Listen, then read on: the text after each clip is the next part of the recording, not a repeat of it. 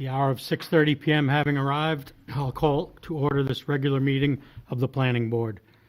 This meeting is being broadcast live on the City of Keene YouTube channel. The video is also streaming on the city's website and is posted on the website by the end of the next business day, barring any technical difficulties. Anyone wishing to view a copy of the agenda and supporting materials will find it on the city website. To receive electronic copies of future agenda packets, please go to the homepage and subscribe to the city meetings email list. The public and other board members will be recognized to ask questions and make comments on the agenda item under discussion. After being recognized, all remarks are to be made through the chair. Will the staff please conduct the roll? Harold Farrington, Present. Roberta Mastrogiovanni, Here. Mayor Jay Kahn, Mike Remy here, Sarah Vazani, Here. Ryan Clancy, Kenneth Cost, Armando Rangel, Here. Stefan Mehu, Present. Tammy Adams, Michael Hafer, Here. Joseph Cosivera. That's it, Mr. Chairman. Or- I'd like to note that the mayor is present. Welcome.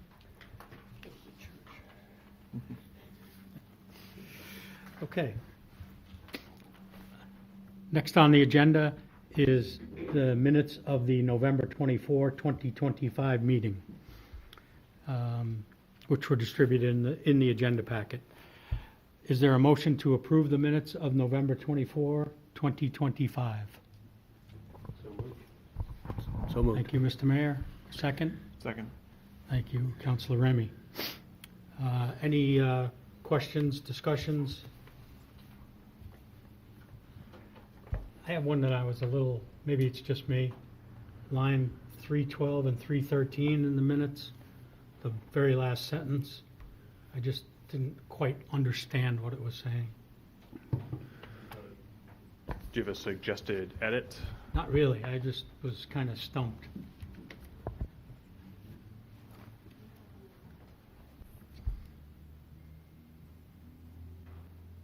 Maybe I was trying to do it too quickly, but no, I don't have a suggested wording.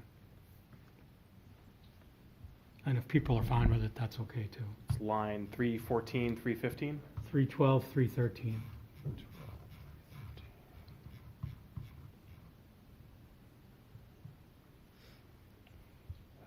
Realistically, most development downtown would come before the planning board. She indicated in the instance.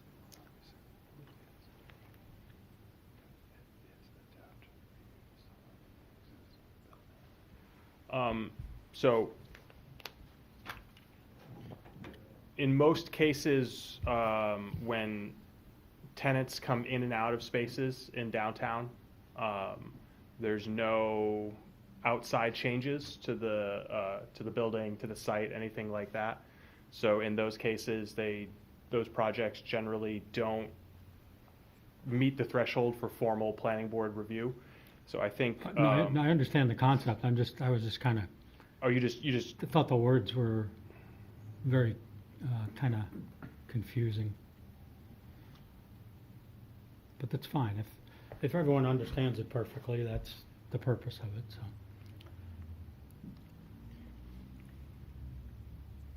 Mr. Chair.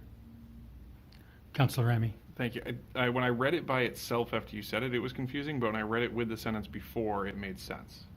Because it's almost like it should have been a semicolon instead of like a full period there, but when read in context, I think it's okay. Okay.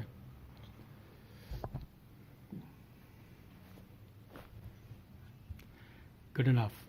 Okay, so with no changes to the minutes as published and a motion on the table, let's call the vote. All those in favor of the minutes? Any opposed? Oh, I'm sorry. I didn't ask if Mr. Hafer and Mr. Mayhew would like to participate as voting members this evening. So indicated. Good. Okay. Trying to rush to the minutes. All right, thank you. Next item is adoption of the 2026 Planning Board meeting schedule. This was also included in the packet. And with the exception of May and December, these are the standard fourth Monday of each month date. In May, the fourth Monday is Memorial Day, so we're moving it to Tuesday, or proposing to move it to Tuesday.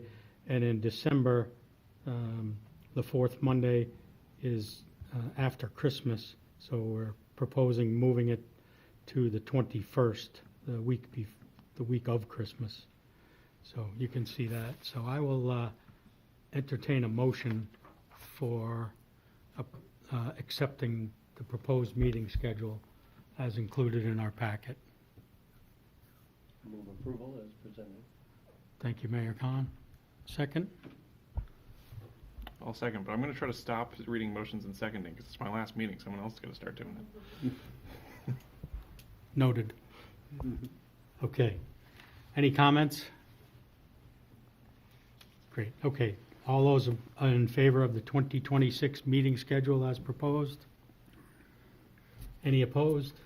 Okay. Meeting schedule is adopted. Could be adapted, but it's adopted. All right. This brings us to final vote on conditional approvals. As a matter of practice, the planning board will issue a final vote on all conditionally approved plans after all of the conditions precedent have been met. This final vote will be the final approval and will start the 30-day appeal clock. May I ask the staff if there are any applications tonight ready for a final vote? Thank you, Mr. Chairman. We do not have any conditionally approved projects that are ready for final approval this evening. I will note that we do have a couple hearings that are before you tonight that, barring any needed changes, may be ready for final approval this evening, however. Okay, thank you, Mr. Clement. Okay.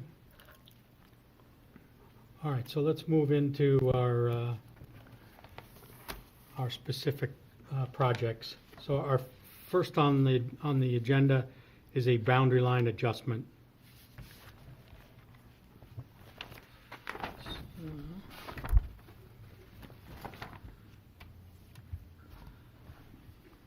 So, boundary line adjustment, PB-2025-30, 91 and 105 Maple Ave, boundary line adjustment. Applicant Huntley Survey and Design, on behalf of owners Cedar Crest and the First Baptist Church of Keene, proposes to transfer approximately 7.5 acres from the approximately 21.5 acre lot at 105 Maple Avenue, TMP number 227-017-000, to the approximately 6.7 acre lot at 91 Maple Ave, TMP number 227-018-000. The 105 Maple Ave property is in the low-density district, and 91 Maple Avenue is in the conservation and low-density districts. Okay. May I ask if staff has a recommendation for the completeness of the application? Thank you, Mr. Chair. This is Megan Fortson, planner. The applicant has requested exemptions from submitting all technical reports. After reviewing these requests, planning staff have made the preliminary determination that granting the requested exemptions would have no bearing on the merits of the application and recommends that the board accept the application as complete. Thank you. So I'll entertain a motion for the completeness of the application. I would move to issue final approval for. Nope. We're just looking at the, we're looking for completeness right now. Okay, so I would like to move for completeness of the PB 2025-30, the 91 and 105 Maple Ave boundary line adjustment for completeness. Thank you. Second? Second. Thank you, Mayor Khan. Any discussion? Okay, so let's call the vote. All those in favor of the motion for completeness for application PB-2025-30 indicate. Any opposed? All right, application is voted as complete. So at this time, I will ask the applicant to present.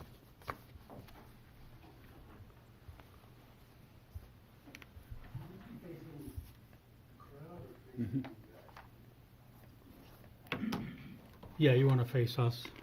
We've got a camera that'll. Yeah, they'll see it, right, they'll see it on the TVs.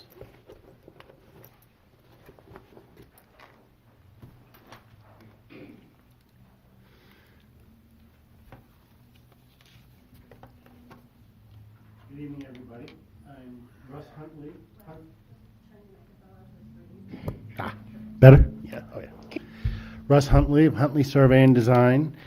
I'm here representing the First Baptist Church in Cedar Crest for the boundary line adjustment that they would like to have.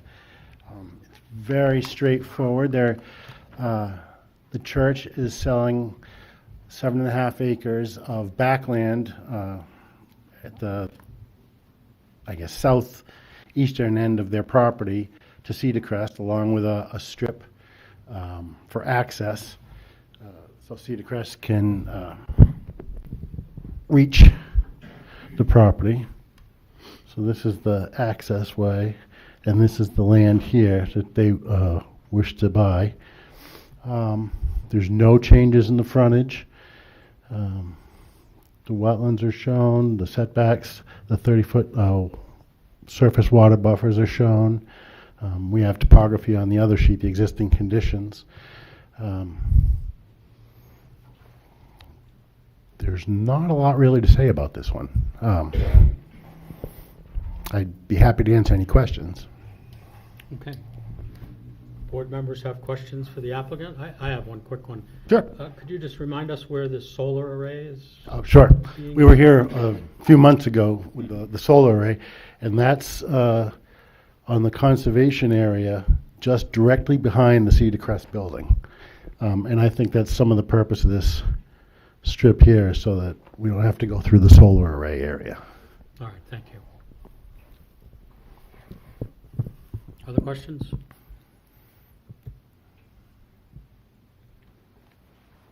Okay, Thank you. thank you, Mr. Huntley.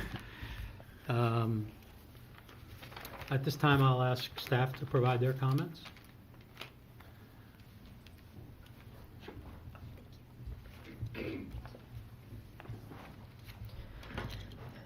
Thank you, Mr. Chair. This is Megan Fortson, planner.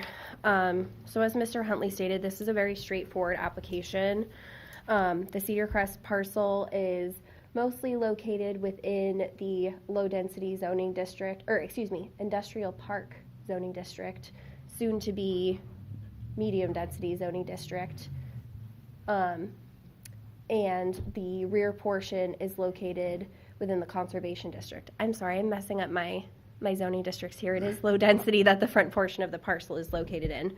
The First Baptist Church is located entirely within the low density parcel, and so the acreage of the Cedar Crest site that's going to be within low density is going to be increasing, and the amount in conservation is not going to be changing. Both sites are currently developed. The First Baptist Church site is developed with the existing church and a few outbuildings. There's also some telecommunications facilities that are on the rear portion of the site that you can see if you look at the proposed subdivision plan. And then the Cedar Crest site is built out with their main campus building and some outbuildings, as well as an outdoor seating area, and then the rear portion of the site that's going to eventually be developed with the proposed solar array. Staff had made the preliminary determination that the proposed BLA does not have any regional impact, but that will be something you'll need to discuss as part of your deliberation. There were no departmental comments on the application, and to take you through a quick analysis of the applicable standards, both lots are going to comply with the lot size requirements in low density. both prior to and following the boundary line adjustment. Low density requires a minimum of a 10,000 square foot lot size. And so following the BLA, the church is going to have a parcel that's about 14 acres in size. And then the Cedar Crest site is going to be about 14.2 acres in size. If you look again on the proposed subdivision plan, there is an area of wetlands on the rear portion of the church site, and it does show the 30-foot surface water buffer that has to be maintained from this area in the low density district. However, there's no development proposed as part of this application. So the applicant has gone ahead and added a note to the plan stating that if there is any development in that area in the future, it will need to comply with all local, state, and federal regulations in terms of development near that area. So that standard appears to be met. For monumentation, the project narrative states that if approved, there's going to be new lot monuments installed. As is pretty standard with our planning board applications, we are recommending that a subsequent condition of approval related to the inspection of lot monuments be included. And then there are no special flood hazard areas present on any of the parcels.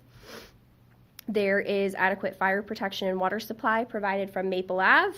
There's no changes proposed to utilities, and there's no changes proposed to site access. So again, a very straightforward application.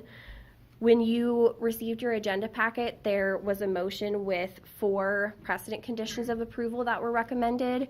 You should have an updated list of recommended conditions for multiple applications in front of you tonight. The applicant has met most of these conditions. We have plans that have owner signatures. We've received the recording fees, and we've also received the paper copies of the plans. So the only condition that we're now recommending is the lot monument inspection, and we're recommending that the board grant final approval this evening so that the lot monument inspection is the only thing that has to be taken care of by the applicant prior to recording of the plans. I'm happy to answer any questions. All right, thank you, Ms. Fortson.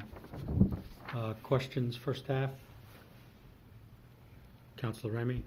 Thank you. And I'm not sure it's relevant, but I'm curious what the dirt area is in the middle of the lot there. That's like right on the border of what's being conveyed. I'm on the satellite. On the church site? It's right on the property line. It looks like it is, at least from when I'm looking at it's like clearing in the trees. I'm not sure. I don't have a copy of the aerial in front of me, so I'm not. Oh, sure. Yeah, Mr. Huntley, if you I'm just, could respond. it doesn't look like wetland, but I don't know what it is. I'm Russ Huntley. It's not wetlands. It's it looks like it's an old gravel pit. When I was out there, it looks like sand, and people have been out there with four-wheelers and that kind of thing. Okay. Motorcycles just messing around. All right, I just wasn't sure what it was. If it's going to get split between the two, I wanted to make sure it wasn't something weird to be split, but okay, thank you. Sure. Thank you, Mr. Huntley. Other questions? Mayor Khan? So I get the 50-foot access from one parcel that's Cedar Crest to another parcel back behind the church.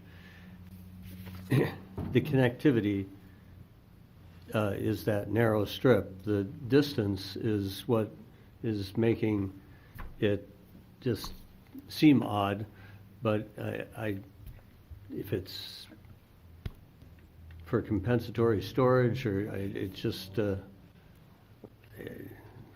is that, I guess it's the use that we aren't questioning, but are we creating more wetlands back there in the future is, I guess, my wonder. So since there's no development proposed as part of the application, we're just strictly, you're reviewing the change in the proposed lot sizes. And if there were to be any development on that portion of the site, they would have to comply with the surface water protection ordinance and any other, like I said, federal or state regulations that would come into play in regulating that area. So nothing at this point. Right, I can affirm, at the moment, I don't think there's any plans, or at least I haven't been privy to any plans. It's just a land transfer at the moment. I can't really speak to anything else. Understood.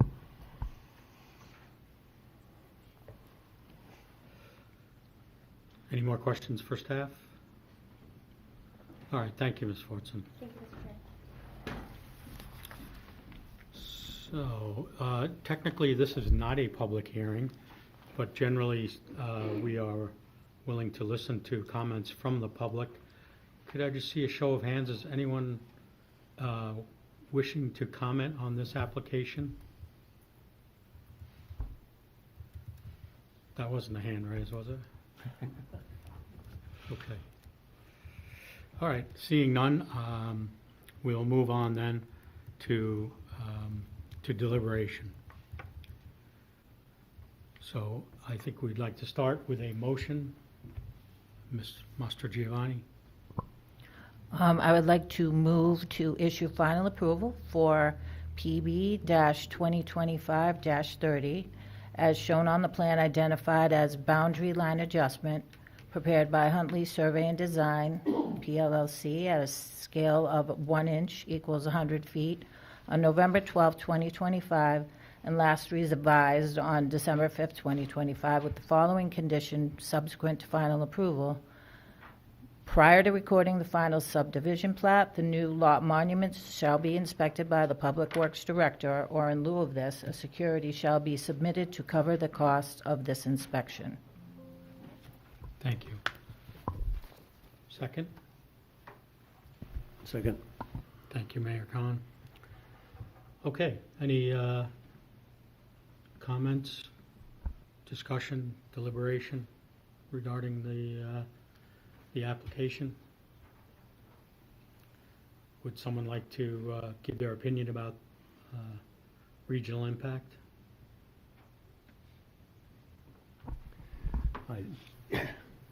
I can't imagine the regional impact of this. This is these are two properties out on a main street in the city.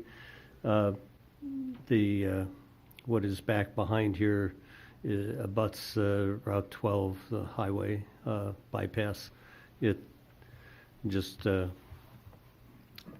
has no impact on either of those access roads, and I think there is no further impact to the region.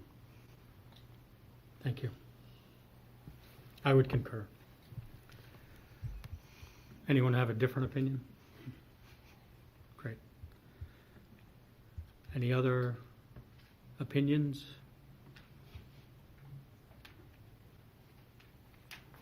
I'll just say that to me it is very straightforward, and I don't see any reason to not move forward with approval. And given that we have a motion on the table, I will call the vote now. So all those in favor of final approval for PB-2025-30 indicate. Any opposed? Okay. Final approval is granted. Mr. Chairman, I apologize. Who seconded that motion? Mayor Khan.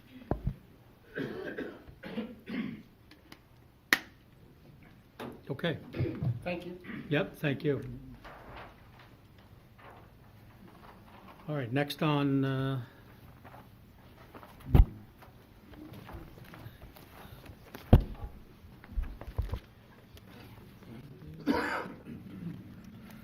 next up is a public hearing for 31 Robbins Road, tax map plat number 558-019-000, appeal of street access permit decision. Applicant and owner Karen Royce is appealing a decision of the city engineer to deny a request for an exception from section 23.5.4.a.8 of the Land Development Code regarding allowed driveway width. The parcel is 0.41 acres in size and is in the low density district. Okay. Does staff have a recommendation for completeness of the appeal?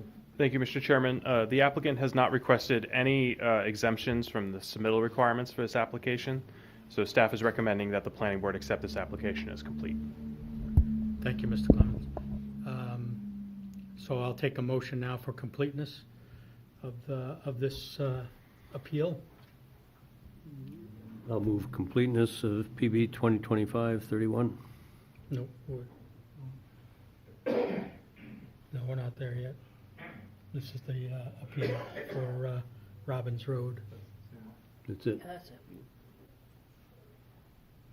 2025-31 is the subdivision for Cheshire Medical. Oh, funny. They're both number 31. Are they? I don't have that on mine.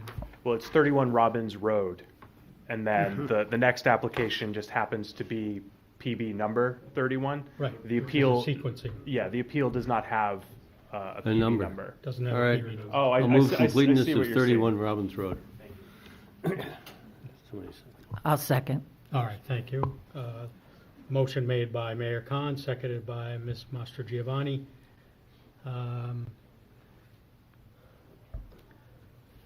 Oh, you know what? Let's, before we, that's completeness, so.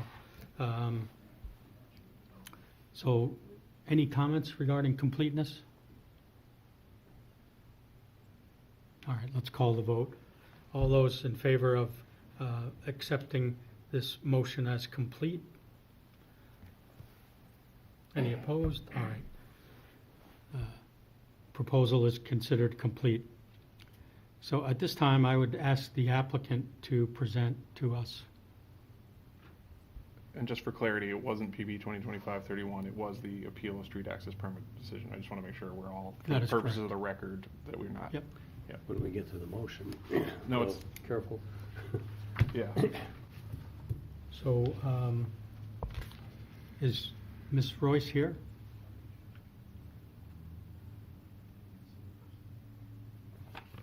Oh. I don't know her. Do you know if? Okay. All right. So I don't we see her can- here. I don't believe the applicant is present. I've only ever spoken to her on the telephone. I haven't met her, so, but all things considered, she doesn't seem to be coming up. We can continue the application to January, if you'd prefer, Mr. Chairman. Yeah, I think in fairness to Ms. Royce, I think that would be prudent. Okay. Yeah. Councilor Remy? Thank you, Mr. Chair. And because we haven't started deliberations on this, right, it didn't start any clocks. That's what I want to make sure we don't accidentally start some special hearing clock that we need to meet So- again in 15 days. Too soon. No, so the 65-day clock does start once the planning board accepts an application as complete. That is a waivable timeline that the applicant can waive the planning board if everybody involved feels like they need more time.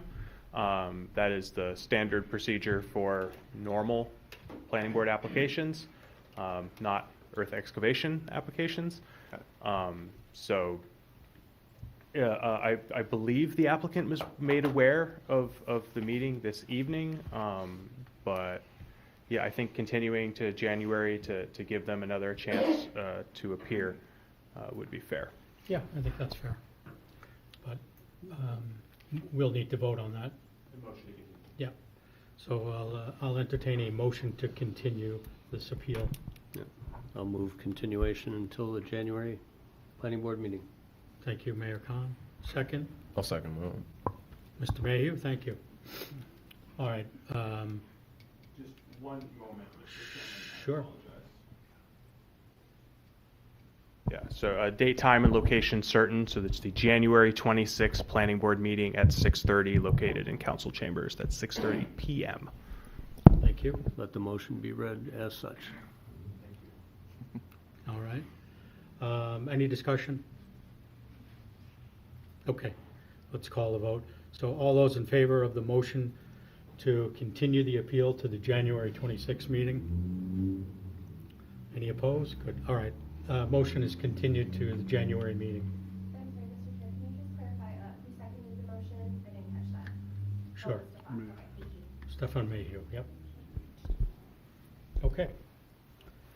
Next up is PB 2025-31, 62 Maple Ave. It's a Cheshire Medical Center two-lot subdivision. Applicant Huntley Survey and Design, on behalf of owner Cheshire Medical Center, proposes to subdivide the approximately 50-acre lot located at 62 Maple Ave, TMP number 227-006-000, into two lots, approximately 1.3 acres and approximately 48.6 acres in size. The parcel is in the Industrial Park District. Okay. Does staff have a recommendation for completeness? Thank you, Mr. Chair. This is Megan Fortson, planner. The applicant has requested exemptions from all technical reports. After reviewing each request, planning staff have made the preliminary determination that granting the requested exemptions would have no bearing on the merits of the application and recommend that the board accept it as complete. Thank you, Ms. Fortson. We have a motion for completeness. Ms. Mastrogiovanni? Yes, I'd like to move that PB 2025-31 is complete. Thank you. Second? Second? Mayor Khan, thank you. Any discussion of completeness? All right, let's call the vote. All those in favor of PB-2025-31 is complete? So indicate. Thank you. Any opposed? All right, motion is completed. At this time, I will ask the applicant to present. Two in a row for Mr. Huntley.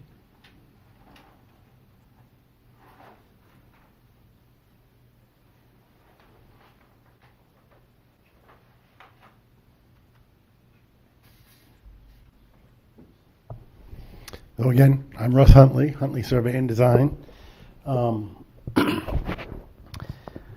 I was hired by actually the city of Keene to effectuate this subdivision of Cheshire Medical's land on Maple Avenue. I'll show you, this first sheet is the existing conditions survey, which we performed a couple years ago. And it indicates wetlands, it indicates the 100-year flood, 500-year flood, the topography, the impermeable surfaces along on the eastern, southeastern end of the campus, the northwestern end, and this little tail going to the south are all undeveloped. And so what we are trying to do here, this is a blow up of the project area,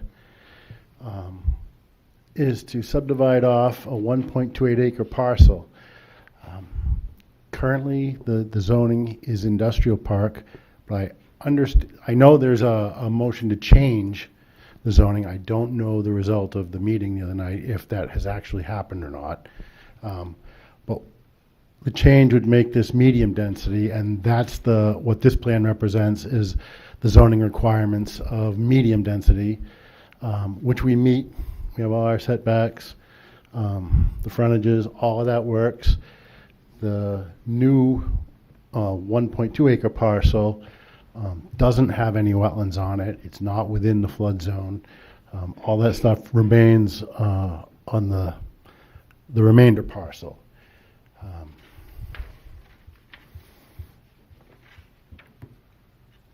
Again, I don't know the reason for the subdivision, so I can't comment on the future use of what might happen. I've just been asked to do the survey portion of it. It's basically all flat grass right there at the moment, so it will be developable. I'm sure there is some plans for it. There aren't really any features on the property to save, so like I said, it's just grass. The monuments have all been set. They were set December 11th. We address the special flood hazard areas, fire protection, water supply. It's existing within Maple Avenue. It's going to be the same access, I believe. There's an access point right here. I don't know if the city is going to put in their own driveway or not, or if they're going to use the same access point that's already there. But that's kind of the proposal in a nutshell, and then again, I'd be happy to answer any questions. Thank you. Questions for Mr. Huntley? Councilor Remy? Thank you, Mr. Chair. It's actually not a question, but on Thursday of last week, the council did vote unanimously to pass the ordinance which adjusted that zoning. Okay, So just great. for your awareness. Thank you. Other questions or comments? Okay, thank you, Mr. Hundley. At this time, I'll ask staff to provide their comments.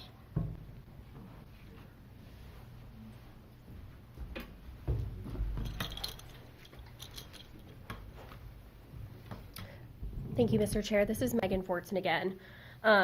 So this parcel is directly across the street from Cedar Crest and the First Baptist Church. So you'll have to excuse, that's why I was so confused before, because yes, as Mr. Huntley mentioned, this parcel, along with 4 other parcels along Maple Ave, were part of a recent ordinance application to rezone them from industrial park to medium density, along with 2 parcels across Route 9 that were rezoned from industrial park to low density.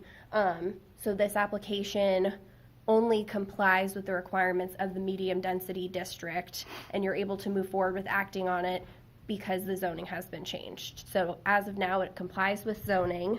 The parent parcel is 50 acres in size, and the proposal is to carve off a little, almost 1 1/4 acre section. My understanding is that the intent is for this smaller parcel to be gifted to the city because Cheshire Medical Center has basically a program with the city called Pilot, which is payment in lieu of taxes, and so this would be given to the city to potentially use for future development. We have no idea what the development would be, as Mr. Huntley noted. This is just strictly a subdivision to change the lot lines at this point in time and create a new developable lot. In terms of a determination of regional impact, staff had made the preliminary determination that we don't believe there's any regional impact. And then in terms of departmental comments that were received on the application, the only comment was that obviously the proposal would need, the zoning map amendment would need to be passed in order for this proposal to comply with zoning, which has been taken care of. I'm going to quickly run through the applicable subdivision regulations. Section 20.2.1 of Land Development Code basically says that any new lots have to comply with all of the zoning dimensional requirements of the underlying district. So in this case, the lot is going to have 631.9 feet of frontage along Maple Ave, and then the newer, that's going to be the 48 acre portion of the lot. The 1 1/4 acre portion is going to have 189 feet of frontage along Maple Ave and will comply with all other required zoning dimensions in the medium density district. In terms of the land, as Mr. Huntley had mentioned, it's a relatively flat grass piece of land. Other portions of the larger 48 acre parcel do have special flood hazard areas and have areas of wetlands, but there's no development proposed as part of the application, and none of those site features exist on the proposed lot, so that standard appears to be met. The new lot is along a city street that has access to city water and sewer, so there's no potential for scattered or premature development. I believe that Mr. Huntley has already set the lot monuments, and those do need to be inspected by the city engineer's office, so the inspection of the monuments is included as a recommended subsequent condition of approval. And then I think I addressed everything else in terms of special flood hazard areas, fire protection and water supply, and utilities. And then again, as Mr. Huntley had mentioned, traffic and access management would be handled as part of any future potential development on the lot. There's no changes proposed at this time. And again, as with the Cedar Crest and First Baptist Church site, the recommended motion has changed from what was included in the staff report. We now are recommending final approval, with the only condition being the completion of that lot monument inspection prior to recording, because we do already have plans that are signed by the property owner, and we do have the recording fees. So I'm happy to answer any questions if there are any for staff. Thank you, Ms. Fortson. Questions for staff? Mr. Hafer. Yes, thank you, Mr. Chair. I was curious to why the city had contracted this work out, and so I think you covered it with the concept of this payment in lieu of taxes. So the intention is for Cheshire Med to donate this to this land to this parcel to the city, That's my understanding, and then, yes, it would be under the potentially city's. used or sold by the city. Right. Okay, thank you.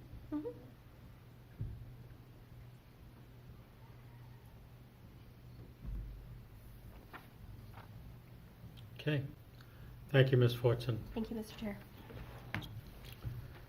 All right, this is a public hearing, so may I just see a show of hands of anyone who would be interested in making a comment on this proposal?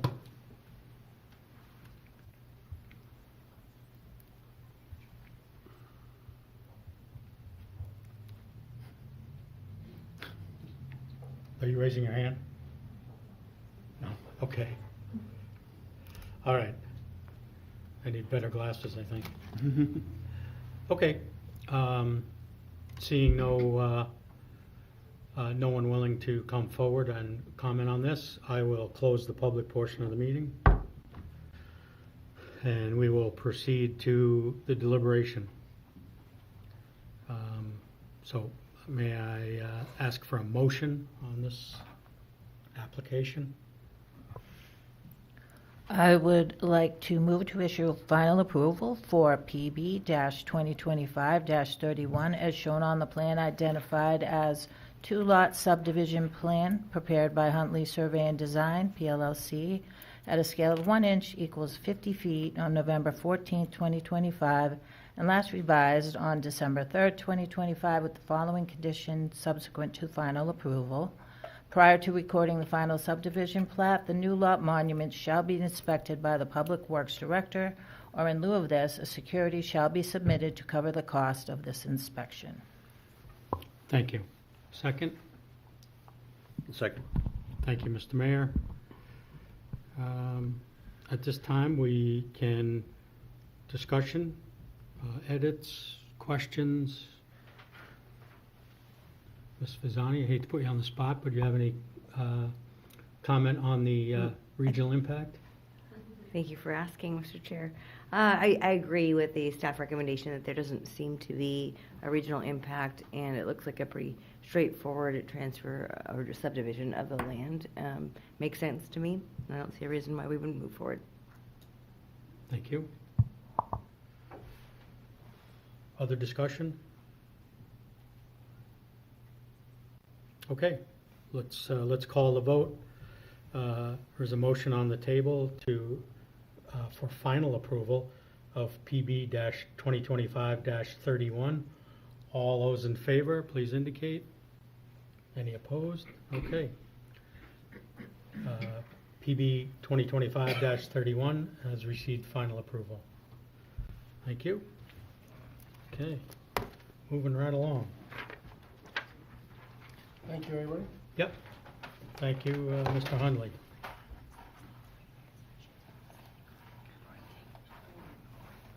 I'll give it just a minute to pack up.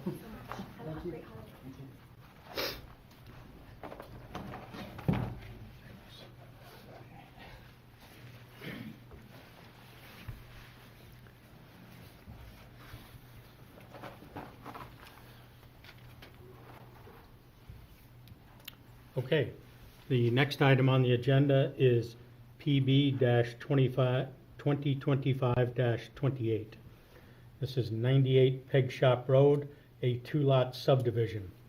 Application D. Bernardo Associates, on behalf of owners Mitchell and Erica Greenwald, proposes to subdivide the approximately 33-acre lot located at 98 Peg Shop Road, TMP number 232-022-000 into two lots, approximately 28 acres and approximately 5 acres in size.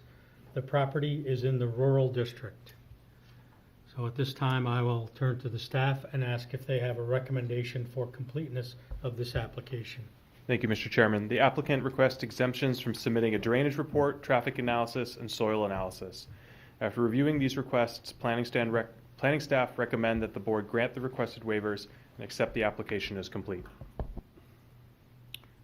Thank you.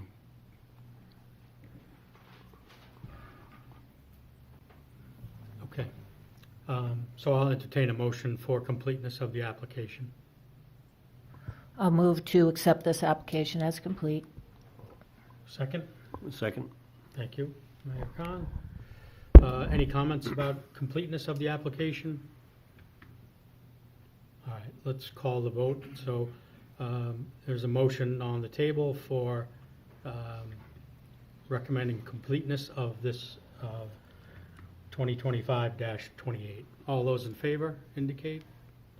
Any opposed? All right, motion is considered complete.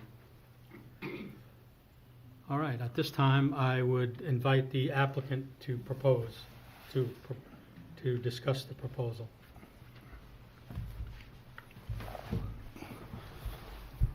Good evening. I'm Joe DiBernardo from DiBernardo Associates, licensed land surveyors.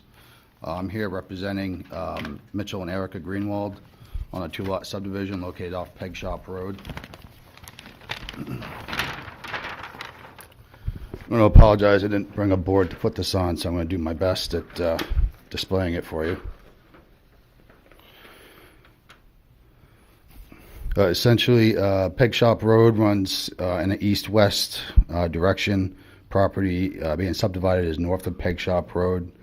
It is located in the rural district, which has a minimum lot size of 2 acres, minimum width at the building site of 200 feet, and 50-foot building setbacks on all sides. The parcel that's being subdivided is to the east of the developed portion of the lot. It currently is going to consist of 5.0 acres even with 200.05 feet of road frontage. And then the lot narrows as it traverses to the north, but there at the building site, we did maintain the 200 feet of width. Test pits have been done by Audra Klum as well as delineated wetlands by her as well, shown on the north portion of the lot, the 5-acre lot to be subdivided. In addition to that, just to note, there's a National Grid easement on the west side of the property, 250-foot wide easement that runs through the property. That's it. I'll take some questions. Thank you. Questions for Mr. DiBernardo?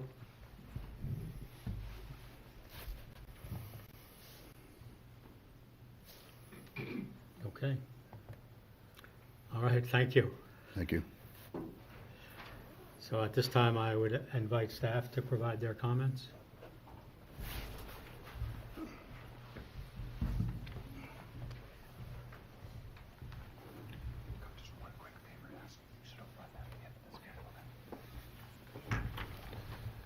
Good evening, everyone. Evan Clements, planner, deputy zoning administrator. So the applicant did a very good job of explaining the existing conditions as well as the proposed lot. I'll just give a little bit of additional information. I'll go through the planning board subdivision standards really quick. So the proposed subdivision would create a new 5-acre residential building lot with approximately 200 feet of frontage on a Class 5 road. In the rural district, there's only 50 feet of frontage required and a minimum lot size of 2 acres. So the proposed new lot will be larger than the minimum required size and have greater than the minimum required amount of frontage. This standard appeals to be met. In regards to the character for the land for subdivision, the applicant has stated in their narrative that the proposed lot is suitable for development and will not propose a danger due to hazardous conditions. Due to the characteristics of the site, development is likely to occur closer to Peg Shop Road due to the topography to the rear. It appears that standard has been met. The applicant proposes to create a single building lot on a city-maintained Class 5 road in an existing rural residential neighborhood. So in regards to scattered or premature development, this application does not appear to be such. The development potential for the lot, which could be developed as a single-family home or with an accessory dwelling unit, is such that the proposal is unlikely to create any hardship for city services. It appears the standard has been met. In regards to the preservation of existing features, the applicant states that the proposed lot design takes existing features into consideration, but requiring development to be located closer to the road. Steep slopes and wetlands located to the rear of the lot will not be able to be impacted by development due to the lot narrowing to the north, and this will ensure that natural features are maintained, and this standard also appears to be met. For monumentation, the applicant has proposed 5/8 inch diameter, iron rods at all points shown on the plan. These monuments have since been installed and inspected by the city engineer. This appears to be met. The special flood hazard is not applicable. In regards to fire protection and water supply, the applicant states that the proposed subdivision has frontage on a Class 5 road that allows for reasonable access for emergency vehicles, and that standard also appears to be met. And lastly, for utilities, the proposed lot is located within the rural zone outside of municipal water and sewer. So private well and septic will be required for development of this lot. As the applicant mentioned, they have done test pits that prove suitability for a septic system to be sited on this property, and that standard also appears to be met. That's all I have. Staff is recommending that the board consider this application for final approval this evening, with one condition precedent that recording fees in the amount of $51 be supplied to the city to record the Mylars. That's all I have. I'm happy to answer any questions at this time. Thank you, Mr. Clement. Councilor Remy? Thank you, Mr. Chair. We did receive one email with concerns, and I just want to, it seems to me when reading through that a lot of those are concerned with a potential future development, not with the actual application for the subdivision. Is that a fair reading? I did also read the correspondence, which should be included in the revised application materials that you all received.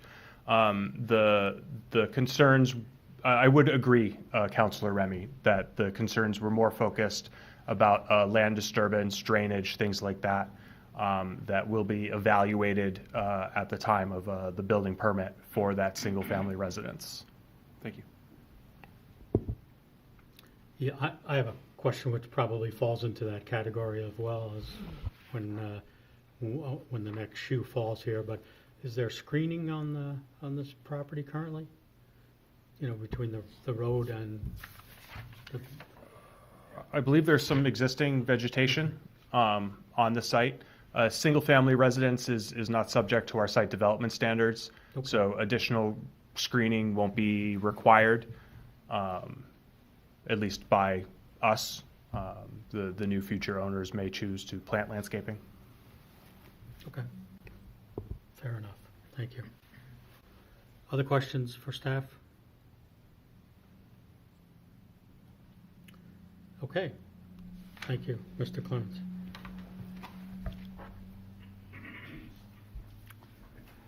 This is a public hearing, as I mentioned, so at this time I would like to ask if there's anyone in the audience who would like to comment on this. Good evening. Is it on? I'm colorblind. I can't see. Thank you, Mr. Chair. Mitchell Greenwald, 98 Peg Shop Road, the petitioner, and I should probably keep my mouth shut because everything is sounding very good. But I did want to say that it is my intention, and the reason for this is to create another housing lot, another housing opportunity in Keene.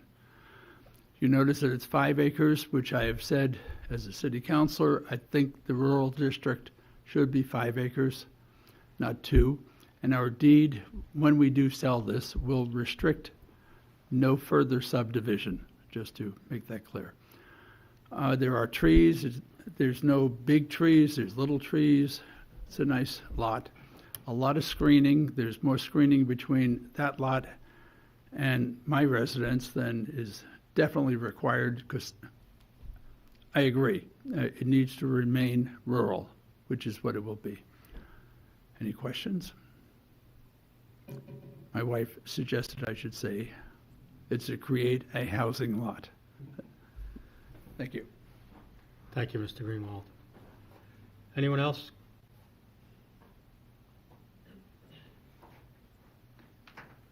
Seeing none, I'm going to close the public portion of the meeting and move ahead to deliberation phase. So, at this time, I will entertain a motion.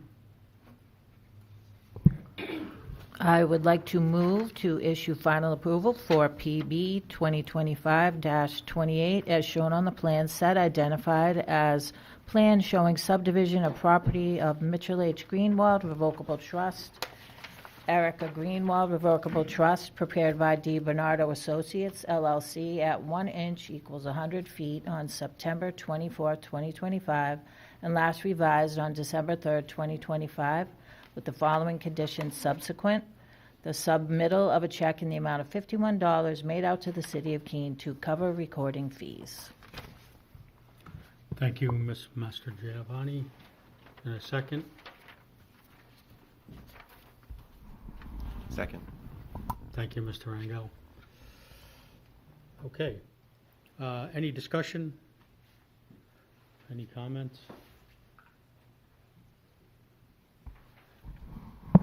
If you're looking for comments on regional impact, I think this is a very lightly traveled road with little connectivity to other roads. I think it's minimal impact on the neighborhood and in the city and region. All right, thank you. I just have a quick question for Mr. Clement. The waivers as part of the completeness, we don't need to vote on them right now? No, We voted them as part of completion? there are no waivers. I used the wrong word. I apologize. Those were exceptions from submittal requirements. Okay, thank you. Thank you for that clarification. Mr. Hafer? Thank you, Mr. Chair. We already brought up the public comments from the abutter, but just to reiterate that we saw and heard those concerns from what I'm hearing and seeing. This is intended to be a one resident lot. No further subdivisions will be allowed when the deed passes, according to the applicant. So I would find no reason not to move forward with this approval tonight. Thank you. Other comments? Okay, we're knocking these off quickly. All right, so let's call the vote. All those in favor of final approval for PB-2025-28, please indicate. Any opposed? Okay. PB-2025-28 has final approval. Thank you.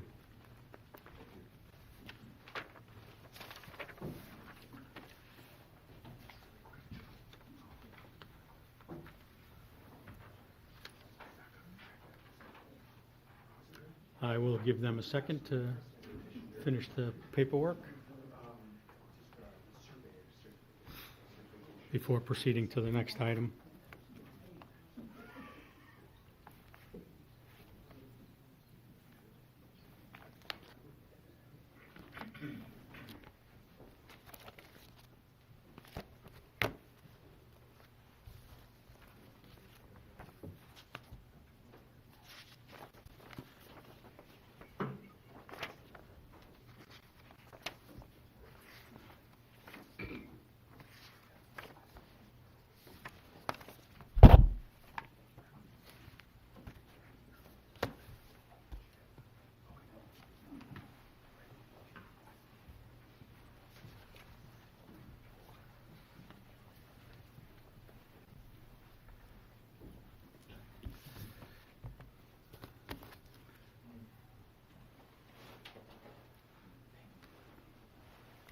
Okay, this is the last item on our public hearing portion of the agenda.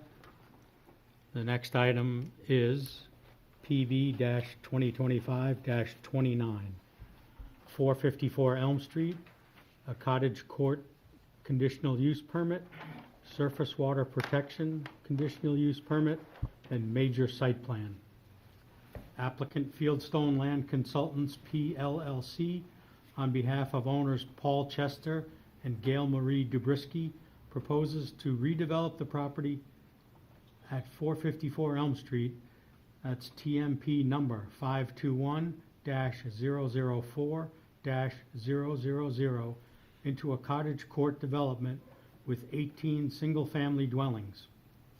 A surface water protection conditional use permit is requested for approximately 1,435 square feet of impact within the 30-foot wetland buffer. The parcel is approximately 2.3 acres in size and is in the low-density district. Mr. Chair, I recuse myself from this. Thank you, Ms. Fasani. Yes.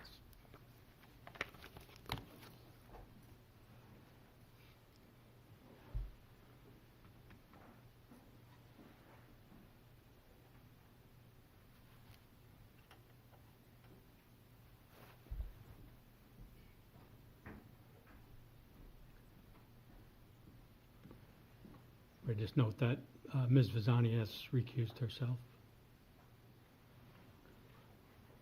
Okay. I think I had finished reading the tee-up paragraph. So at this time, I would like to ask if staff has a recommendation for completeness of the application.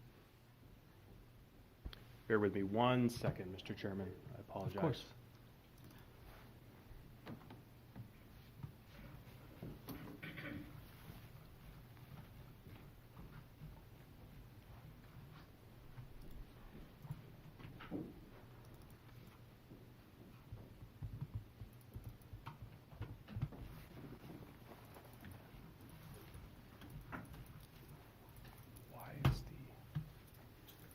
Yes, I noticed an error in my staff report related to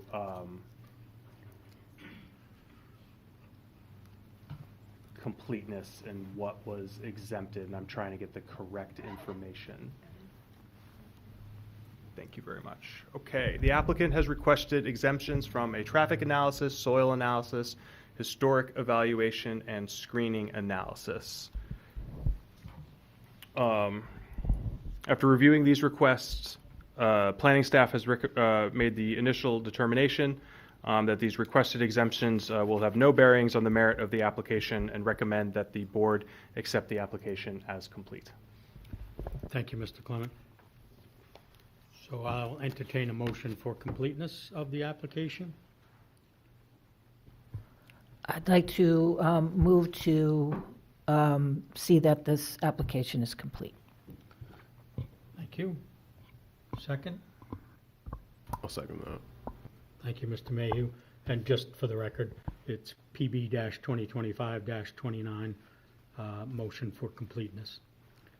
Any discussion of the completeness of the application? Seeing none, we'll call the vote. All those in favor of finding PB-2025-29 as a complete application, please indicate. Any opposed? Okay. Application is considered complete. So at this time, I would ask Mr. Noonan to present. Good evening, John Noonan with Fieldstone Land Consultants here on behalf of the applicant and landowner, Paul and Gail Dubrisky. So I'm here tonight to present the plans for a cottage court overlay with 18 homes. These are single-family residential homes, meeting the cottage court regulations for no larger than 900 square feet in footprint size and not to exceed the 1,250 square feet of overall average gross area. So that's all the homes, square footage, average for the entire 18 homes cannot exceed that. So with the calculations, we end up with just under both of those thresholds. So we end up with 18 units on the 2.3 acre lot. As was discussed at the site walk last week, I know some members of the planning board were in attendance. And then we followed with the Conservation Commission meeting last Monday following the site walk. We did amend our CUP application for surface water protection. That was revised for, initially we were asking for a full reduction from a 30-foot buffer down to a 10-foot buffer. We then revised following that meeting to request just for the impact area only. So the areas that are not impacted to the 30-foot buffer would remain as the 30-foot buffer. Ultimately, that comes down to if any change was done on the site plan later on, they would have to come back for a conditional use to impact any additional square footage in the 30-foot buffer. So we're just looking for the approval of the impact of the buffer, which was the 1,435 square feet.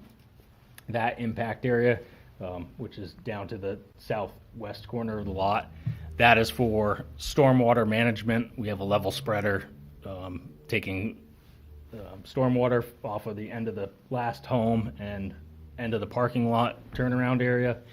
It's for permanent tree removal, so there are large trees there. They would be removed, and those trees would not be replanted because of the stormwater management system in that area. And then at the discretion and review of the Conservation Commission, they had requested that some plantings be done in that area of the impact in the 30-foot buffer. So we've called out a pollinator, northeast pollinator friendly seed mix. So that's like a wildflower type mix. In addition to a few plantings for silky dogwoods, which absorb a lot of water as they deemed fit for that area. They also requested some plantings at the front of the site and along as tree plantings for street tree plantings. So we ended up revising and submitting a revised plan last week following that meeting that showed trees being planted along the proposed street. So the overall concept on the plan is that these 18 homes are a condominium unit. So each home is a condominium unit with a limited common area around it. So you would have some area around each home that you would utilize as almost your own property. However, it's not a true subdivision of property into lots. It's condominium units for each home. There would be a homeowners association that would maintain the road, the stormwater management systems, utilities that are to each home. The main run of water and sewer, that would be municipally owned. So we're extending water and sewer off of Elm Street into the units, and that would be protected by an easement granted to the city of Keene, where they would own water and sewer infrastructure on the site. Overall, it's a 20-foot wide main driveway, which is built to a city street standard, curbing on each side, which is asphalt Cape Cod berm style curbing, and then individual driveways. The shortest driveway is 18 feet on two of the homes, and then the other ones are longer. Each one able to accommodate one car parked in the driveway, and each home has a garage. There are 3 types of homes styles that could be chosen from, and those were submitted with floor plan layouts to verify that we met the cottage court square footage requirements. And then each one is indicated on what type of home is where. But we have a mix between Cape Cod style home with a garage on it, a Cape Cod style home with a garage under, because we have some topography changes as it comes up in slope from Elm Street to the back of the lot. So some of these will be enter the garage and first floor at the garage level, and then walk up to the second 2 floors. So that home would be used in that area. And then the third style home would just be a ranch style home, and again having a garage just like the other ones. So we've submitted a site plan, existing conditions plan, condominium plan. So that condominium plan gets sent into the Attorney General's office and reviewed, and then recorded. And that will call out all easements to the city, what the limited common areas are for each home and the square footage of each home. And then we submitted the utility plan, profile and grading and drainage, and also calls out for our stormwater management. To point out where our stormwater management is, there is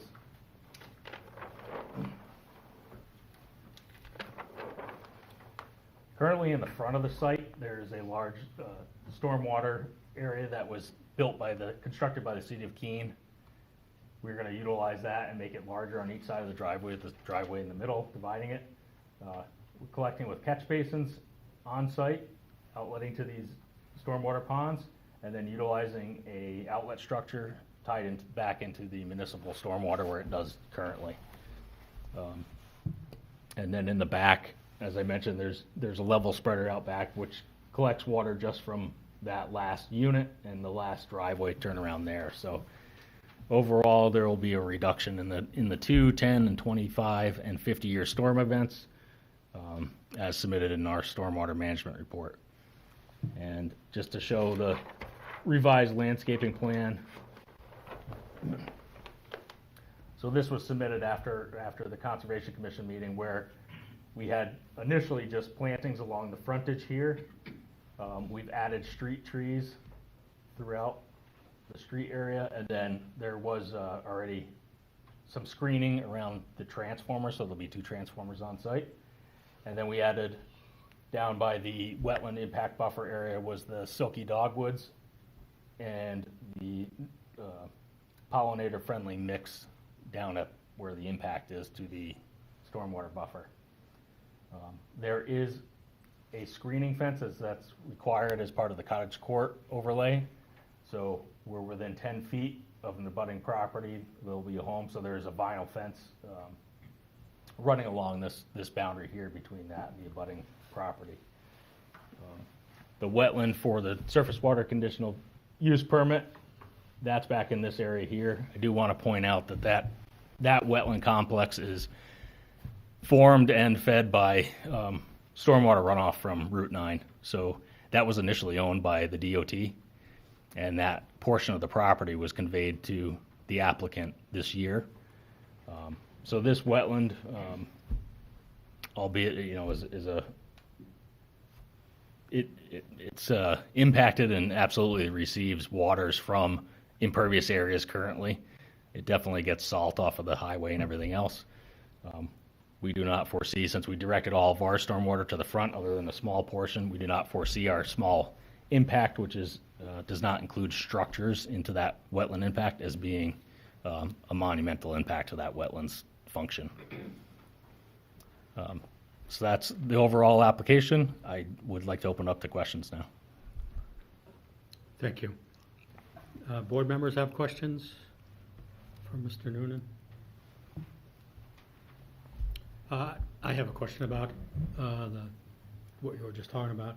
So all the stormwater and the drainage, all of the water that's runoff is going to go to Elm Street, to the front of the property? Correct. Probably 95% of it. There is a small portion that goes from this roof runoff.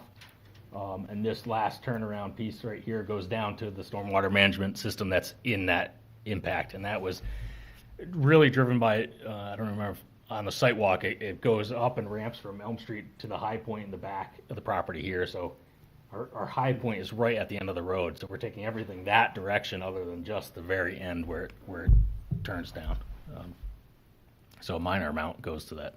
And it will be on the surface or under the ground, or? Yeah, so what What runs happens down when it gets to towards that wetland will be over the swale? ground, and then it goes into a level spreader, which is a small basin, detains water slightly, and then it spills out, and it spreads out that flow so you don't get a channelized flow down to the wetland. So it stops sediments from traveling down that slope and eroding it.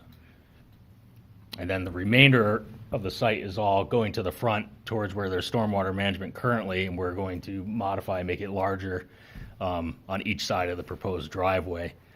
And then there's a outlet structure with basically an orifice at each height to allow the different level of storms to build up and slowly release. I'd also like to point out, when talking to our surveyors, when they were out and pulling manhole covers and catch basin data down here, there is a substantial amount of sediment that's in the catch basins and into the culverts that are in those structures.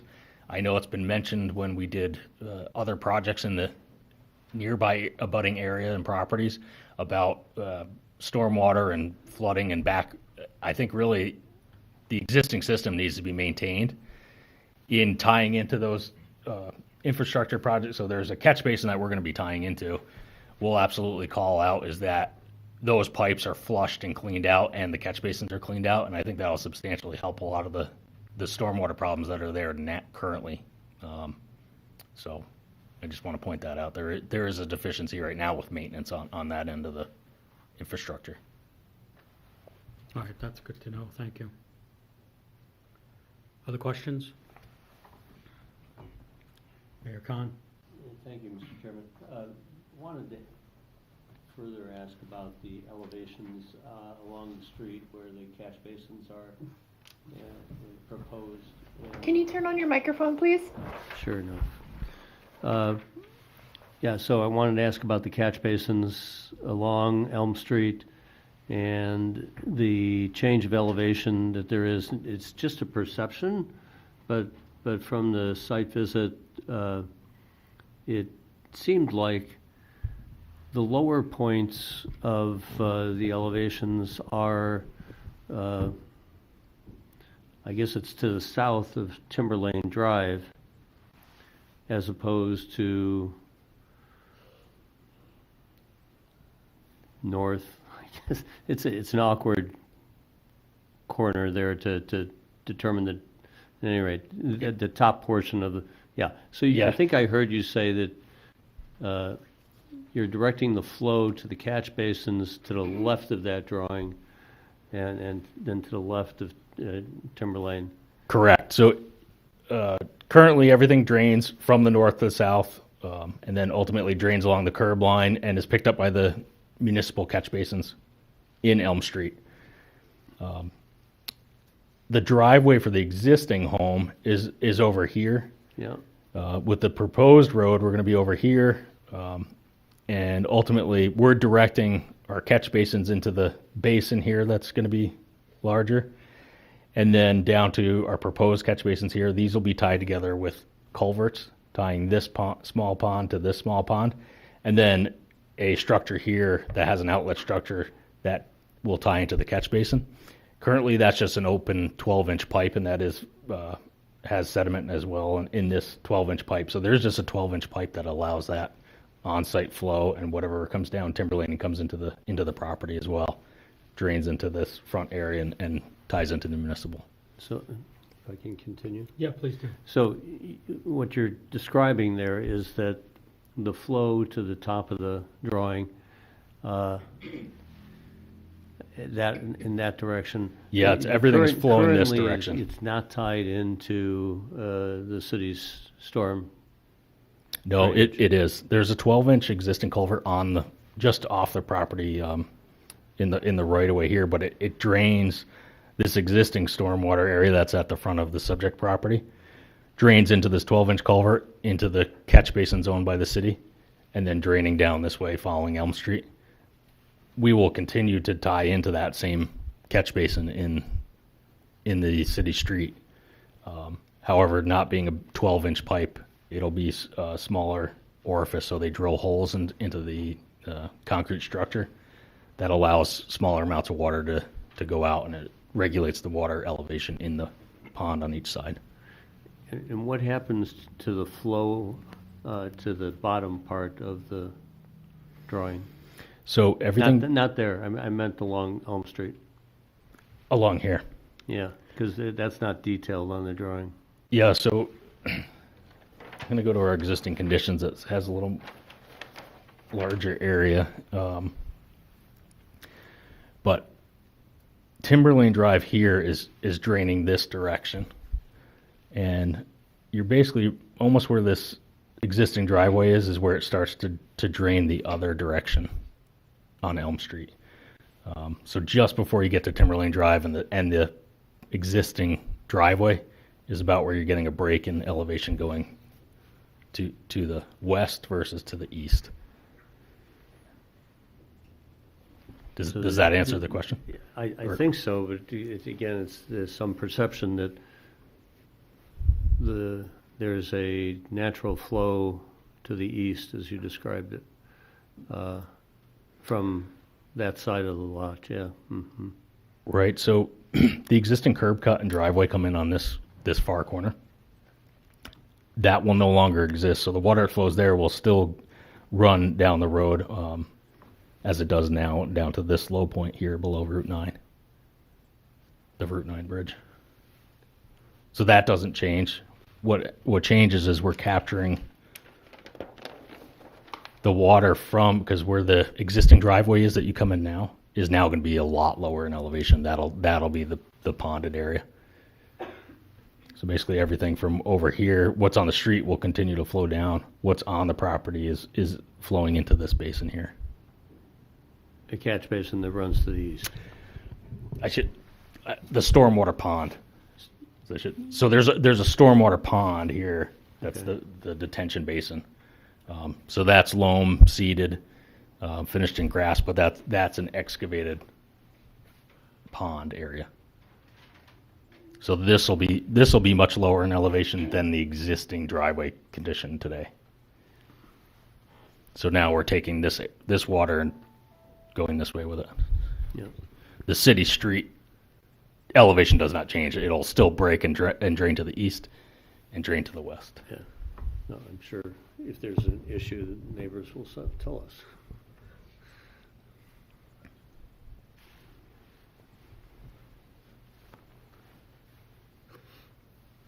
Other questions? Ms. Mastrogiovanni? So you indicated that there was a lot of sedimentation buildup already there now, and where is that coming from? And will this project, create more sedimentation? And if the city isn't staying on top of maybe it currently, what would the concern be with not only the runoff, but the sedimentation that will occur, which is already apparently getting backed up? Yeah, so this infrastructure is fairly old. What it means is it's probably come from sanding of winter streets and everything else. So the city, for the most part, DPW goes around and vacuums out a lot of the catch basins and flushes the pipes a lot in the downtown area, but some areas don't always get the maintenance care that they do in the downtown areas. So that existing sediment is likely coming from sanding, salting operations during the winter. If you have any runoff from large storm events, if it took some of the loam off of a lot and it drains into it. So in the catch basins that are in the city street, that's where our surveyors go out and they measure down to get the inverts of the pipe, how deep the pipe is in the ground. That's where they took pictures and said, there was a lot of sediment in these structures coming down Elm Street. In the future, it would be less, certainly off of this property's impact, because there won't be a large 12-inch pipe directly into that catch basin. It'll be an outlet structure which has a sump in it. So your pipe is at a higher elevation, and then the bottom of that catch basin is deeper to allow sediment to build up in it. This then has a homeowners association that gets a inspection and maintenance manual as part of that stormwater and submittal for your review, and that goes to the city engineer. That gets recorded as part of the AG office condominium plan. That means that the HOA has to follow that I&M manual and annually clean out the basins, clean out the pipes that are in the purview of the property. So in the future, there's much more maintenance than a residential home on it, and that it's documented, and they have to maintain that as part of their utility. Thanks, that's good to know. Mr. Clement? John, if you could maybe describe to us the current condition of the lot and how the water sort of flows currently, and then how this project is going to sort of change that, because I know you said that the 5, 10, and the 25-year storm events, you're going to capture more of that water on site. I think that would go a long way for everybody in the room. Certainly. So Currently, the high point of the site is to the south of the existing home. So the existing home is here. This is the high point of the property. So water drains from that high point towards Elm Street, towards Route 9, towards the wetland, and towards the abutter's property. In our proposed condition, we're taking this high point, that gets lowered, and everything is pitched down towards Elm Street. So we're capturing more from this high point, less water's coming back to this back portion of the property, and we're capturing it along the backs of the homes to the west. So we have a drainage swale. So that high point on this plan is right in this area here. We now have our proposed high point back here much further. So we're taking more water, directing it to this end. All this grading is pitching towards the road, our proposed road, and down. We're capturing it with catch basins here, and then outletting to this basin, and then catch basins picking up the front of the building. And then along here, it's sheet flowing, doing the same thing towards the proposed roadway, towards the front. The backs of these homes here, there's a swale along the fence line and the property line that's directing water down here and capturing it. So we're capturing it on each property line here and here, and then this is the high point, capturing it down the center line of on each side of the road to these stormwater basins. And our stormwater management report that was submitted and reviewed by the city engineer outlines that on what areas it is, saying the existing condition versus the proposed condition. How are you capturing more water, and how are you mitigating that stormwater to reduce it in the post-development so that it either matches or is under the existing condition of stormwater flow. John, I probably should know this, but the interior road, the Elmside Court, that's a public road? No. No, okay. The Elmside Road and driveways will be owned by the homeowners association. Okay. The only thing that'll be owned by the city would be the water and sewer infrastructure. So there would end up being on the condo plan an easement plan following the installed water and sewer infrastructure. So we have water and sewer for the most part coming down and following the roadway coming in here. So there'd be an easement following the infrastructure here that's then recorded and given to the city, so the city can always get to these water and sewer mains and maintain them in the future.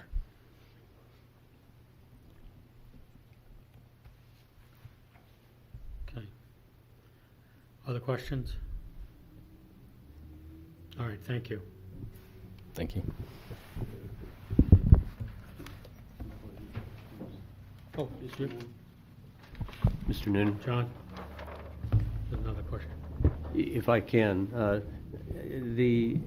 I'm just looking at your low point in the center of the property. There's a 520-foot elevation with a house. This is on the left side of the drawing. Yeah, right. Yep, 520 in here. Yep. That's this contour here. Yep.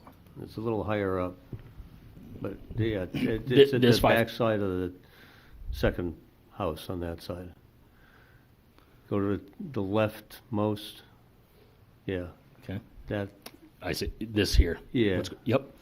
So this 520 contour on these homes is coming up. This is indicating a swale. It's a ditch line. So between these homes is a ditch line, and then following the fence line and property line here is a ditch line down to the stormwater basin in the front on this side. So where's that one that I was asking about? Where does that pitch to? Or is it just retention? Correct. So this flows from here to here and follows this swale down to here, and then is detained in this area. So it's that 520 there is supposed to drain back to the swale at the back? Correct. So this is the 520 contour coming around behind these homes. This is the 518 contour. This is the 516. So as it comes out here, the 520 comes up this a little bit. So you're pitching this way towards That's your intent. Maybe. Okay. Yep. I understand what you're saying. Just looks pretty flat I understand your intent. Yeah, it starts pitching steeper down right behind these buildings. This is flatter. This is probably about a 1% swale behind here. So right at that 520 is where it starts getting steeper going down.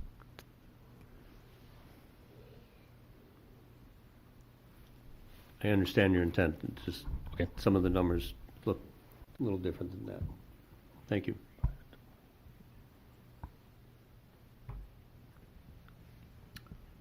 Okay, thank you very much. Yep.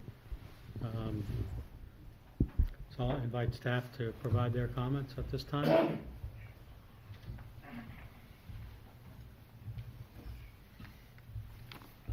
Okay, Evan Clements, Planner, Deputy Zoning Administrator. Just in regards to your comments, Mr. Mayor, velocity is also a factor when dealing with stormwater. So it's kind of a balance between an appropriate slope to get the water to channel and not have it be so fast that it actually erodes and then goes out the other side of your detention basin. So. The subject property is a 2.3 acre lot located on Elm Street, directly adjacent to Route 9, across from the entrance to Timberlane Drive. The property is developed within a historic single-family residence once owned by the Sadeke family and is located about 650 feet northwest of the Fuller School. The rear portion of the lot, which was formerly part of the right-of-way of the Franklin Pierce Highway Route 9, is forested and contains a small area of wetland, and historic stone walls delineate portions of the rear property boundaries. The applicant is proposing to demolish the existing house and redevelop the property into a cottage court condominium development with 18 single-family dwellings.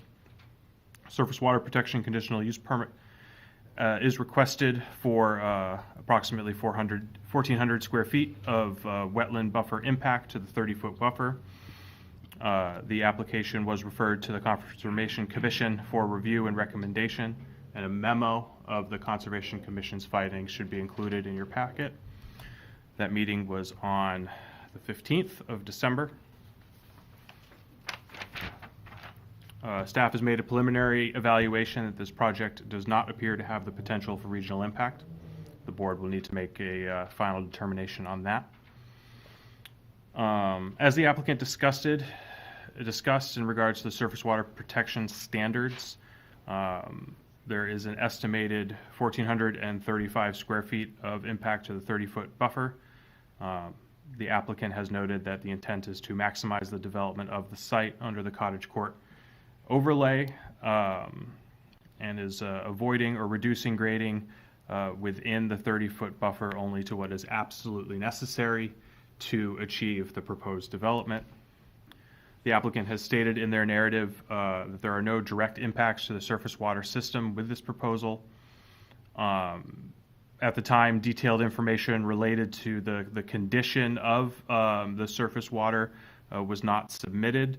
However, based on the New Hampshire Wildlife Action Plan, the site is not located within a Tier 1, Tier 2, or Tier 3 habitat area.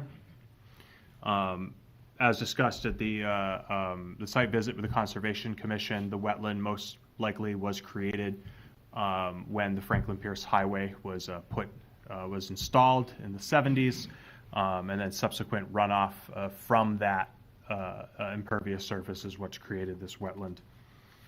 At the time of this staff report, there was a potential to reduce that surface water buffer from 30 feet to 10 feet. As the applicant said, they're no longer seeking that request. They're just seeking approval for the 1,400 square feet of proposed impact to the buffer itself. In regards to the cottage court standards, the applicant proposes 3 unit types. Types 1 and 2 are proposed to be 1,365 square feet of gross floor area, and type 3 is proposed to be 895 square feet of gross floor area.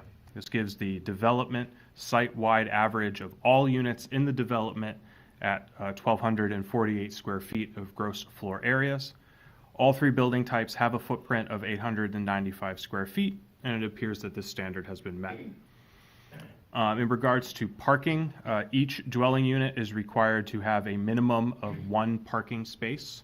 Each dwelling is proposed to have 1 parking space at the garage, as well as an additional space in the driveway. So that standard has been met. In regards to building separation, the applicant has stated that the 2 closest buildings in the development are 10 feet apart, and the project will meet all required building and fire codes when it comes to actual building permits and site development. And it appears that that standard has been met. For the driveways, the individual unit driveways are proposed to be approximately 9 feet wide and 18 feet long. Turnarounds have been provided throughout the site so that vehicles are able to reorient themselves as needed and will not need to perform any risky backing up maneuvers to navigate through the site. That standard appears to be met. There is no true road being proposed with this application. It is a private driveway. This driveway is going to be 20 feet wide in most locations, except for a bump out to 20 feet wide to accommodate a shared mailbox area near the entrance to the site to accommodate a quick turnaround for postal service employees, as well as people coming and pulling off to the side to check their mailbox without blocking the driveway itself. The common drive is proposed to be constructed to city standards and will use Cape Cod style curbing as described. Hammerheads are proposed to facilitate navigation of larger and emergency vehicles, and a truck turning plan was submitted and reviewed by the city engineer, showing that a city fire truck and a delivery truck were able to safely navigate through the site. That standard appears to be met. In regards to screening, the applicant states in their narrative a vegetative buffer is proposed along the frontage of the development. There's also existing vegetation along the northern property line that will be maintained. And then there's an existing fence along the southern property line as well that will also be maintained. Since this development is single-family dwellings in a neighborhood with a predominantly single-family development pattern, additional screening due to an increased intensity of use that is required in the cottage court ordinance is not required for this particular project, and it appears that this standard has been met. Okay, for the site development standards, we have picked apart drainage pretty significantly, so I'm just going to say that it has been corroborated and reviewed by the city engineer in addition to everything that Mr. Noonan just said, and that standard appears to be met. For sediment and erosion control, a stabilized construction entrance will be employed, as well as silt fencing, catch basins, silt socks, and any other additional as-needed temporary erosion control measures will be utilized during construction. Slopes will be permanently stabilized with vegetation, stone riprap, and stone check dams, and erosion control matting as needed. This standard appears to be met. Snow storage and removal, the applicant states that the snow will be stored on site along the driveway and adjacent to the residential drives. Snow storage areas are identified on the plan adjacent to the main entrance next to Unit 1 and along the end of the driveway adjacent to Unit 13. That standard appears to be met. Landscaping plan shows the installation of a selection of shrubs and trees along Elm Street. The narrative also notes that future owners of the individual condos will be able to install their own landscaping. The proposed landscaping includes 9 rhododendrons, 6 dogwood shrubs, 8 winterberry shrubs, 4 hawthorn trees, 1 maple tree, and a partridge and a pear tree. Forgive me. 'Tis the season and all that. In addition, after consultation with the Conservation Commission, additional plantings are proposed as shown on the revised landscaping plan and not at the moment enumerated by me in my staff report. I apologize. But that does appear that this standard has been met. I feel like we just talked about screening. before, so the screening is the same as what I just mentioned earlier. That's going to be met. For the lighting standard, the lighting plan shows the installation of full cutoff wall-mounted light fixtures on the garages of each unit. The proposed lights will have a color temperature of 3,000 Kelvin and a color rendering index of 90. The development does not propose any driveway or parking lot lighting, so this standard is met. Water and sewer is going to be municipal with new infrastructure installed by the developer and then taken over by the city once operational. In regards to traffic and access management, a single street access point is proposed near the center of the frontage, north of the Timberlane Drive intersection. The main drive will be 20 feet wide driveway and is approximately 300 feet long and ends in a 50-foot long hammerhead turnaround. Additional driveway spurs are proposed to provide access to individual units with turnaround space to allow vehicles to orient in an appropriate direction so they can leave safely. A ITE traffic manual trip generation estimate was supplied by the applicant.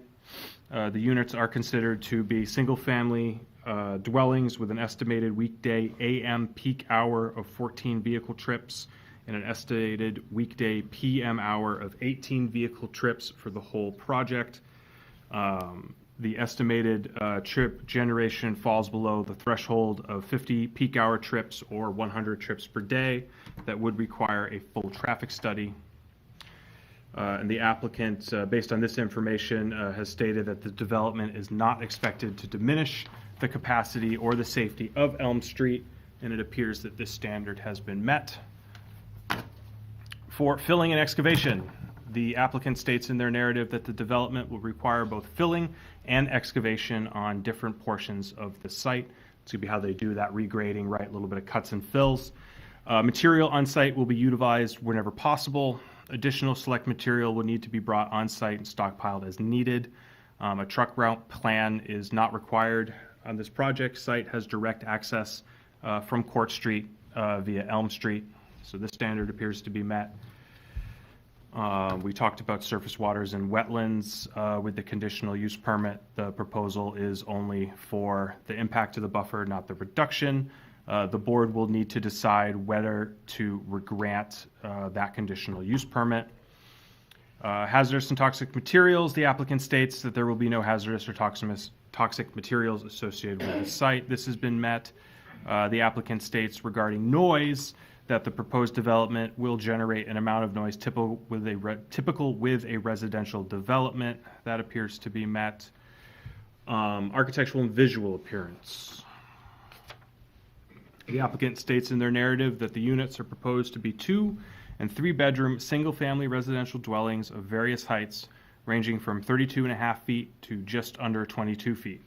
The colors will be, and I quote, neutral tones that fit in with the surrounding neighborhoods. The applicant further states that the homes are designed to fit into the cottage style and include 2-story capes, drive-under garage capes, and 1-story ranches, all mostly typical in a New England vernacular style. So you will need to determine whether the cottage court architectural guidelines have been adequately followed with this application in regards to the visual appearance of the proposed dwellings.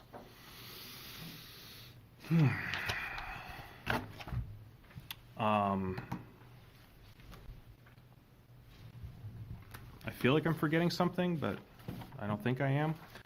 In regards to the motion, it does appear to be a lot. However, they are fairly routine requests. Precedent to final approval, we will need the owner's signature on various plans, submittal of various plans, submittal of security in the form and amount acceptable to the community development director to cover the cost of landscaping, sediment and erosion control measures, and as-built plans, submittal of draft written documentation of the required utility easements and any other necessary legal instruments required for this application, which shall be subject to review by the city attorney. And then subsequent to final approval, prior to the commencement of site work, the Community Development Department will be notified when all erosion control measures have been installed and the 30-foot surface water buffer is flagged by a surveyor licensed in the state of New Hampshire to inspect those measures prior to the beginning of site work. Submittal of recorded utility easements and other legal instruments necessary for this application to the Community Development Department. We're looking for copies of the recorded documents with the recording stamp on it, not like further review before they get recorded. The applicant shall obtain final acceptance for the utilities from the city council following the completion of all that work. Following the initial install of all required plantings, the Community Development Department shall be contacted to perform an initial landscaping inspection to ensure that they have been installed in compliance with the approved plan. And then 1 year after the installation of those landscapings, we're going to come out and look at it again and make sure that they're all still in good health and viable. I think that's all I have, Mr. Chairman. I'd be happy to answer any questions at this time. Thank you, Mr. Clements. Questions for staff? Mayor Khan? Thank you, Mr. Chair. We just wanted to pursue options related to some historic value to this property. Thank you, Mr. Chairman. That is what I was forgetting. So the Sadecki family did reach out to you, if I'm correct, and through you, the community development staff were notified of the situation. This evening, I did pass on Ms. Haywood's email address to Mr. Noonan, explaining to him that the Sadecki family would like to be in contact with the property owner to talk about the future of that house. The city does have a demolition review committee and a demolition delay ordinance in place that this property would be subject to. If and when the home is slated to be demolished, a demolition permit is required to be submitted. The Demolition Review Committee is then activated, which is a subsection of the Heritage Commission. They go out, they document the property, they do an initial evaluation to kind of gauge the historical significance of the property. If they deem it to be of historical significance, I was about to say significant historical significance, they can delay the the demolition for 30 days to perform additional review of the property and also bring the owner to the table, if you will, to discuss potential alternatives to demolishing the property. At the end of those 30 days, the demolition permit is either then issued or is withdrawn by the applicant. The city cannot in totality prevent the demolition, but we can attempt to negotiate on the behalf of the historical resource. So there is some discussion of getting the research done on this property a little bit earlier to get more time to really dig into this. It is also my understanding that there is a fair amount of information on this property already at the Historical Society. But that's just about all I know with this. So does that necessitate any further comment from the board if relative to the execution of the documentation, the exploration of alternatives to demolition? I don't believe so. That is all already baked into city ordinance, so that will take place regardless of the action of this board, assuming approval. If the board doesn't approve this application tonight, I'm not sure the owner's going to tear his own house down anyway. But that will all happen. There's no need to set a condition of approval related to to all those turning wheels. And on a different point, Mayor? Sure, go ahead, Mr. Green. So we do have this letter from the Conservation Commission, and there's clearly a response to that, I think, in the, from Fieldstone. Do you feel that the points raised, the questions and concerns raised by the Conservation Commission have been addressed adequately since those recommendations were issued? I believe so. I believe, as this board is well aware of, the buffer reduction request clearly states that extraordinary measures need to be proposed to warrant the buffer reduction, which would take place across the entire property. And the Conservation Commission is very hesitant to use that particular mechanism. A site-specific impact to the buffer that is designed, and any additional change or increase to that proposed impact would require coming back to you for further review. I believe is a much more appropriate and sort of targeted amount of relief, as opposed to a blanket reduction, which may lead to future impacts that we wouldn't be aware of. I also agree with and appreciate the applicant's swift response to accommodate the native plantings and the additional landscaping that is proposed to accommodate the Conservation Commission's concerns, specifically the proposed trees, which I think are they dogwoods, John? There's silky dogwoods, hawthorns, as the street trees are hawthorns and the red maples. Okay.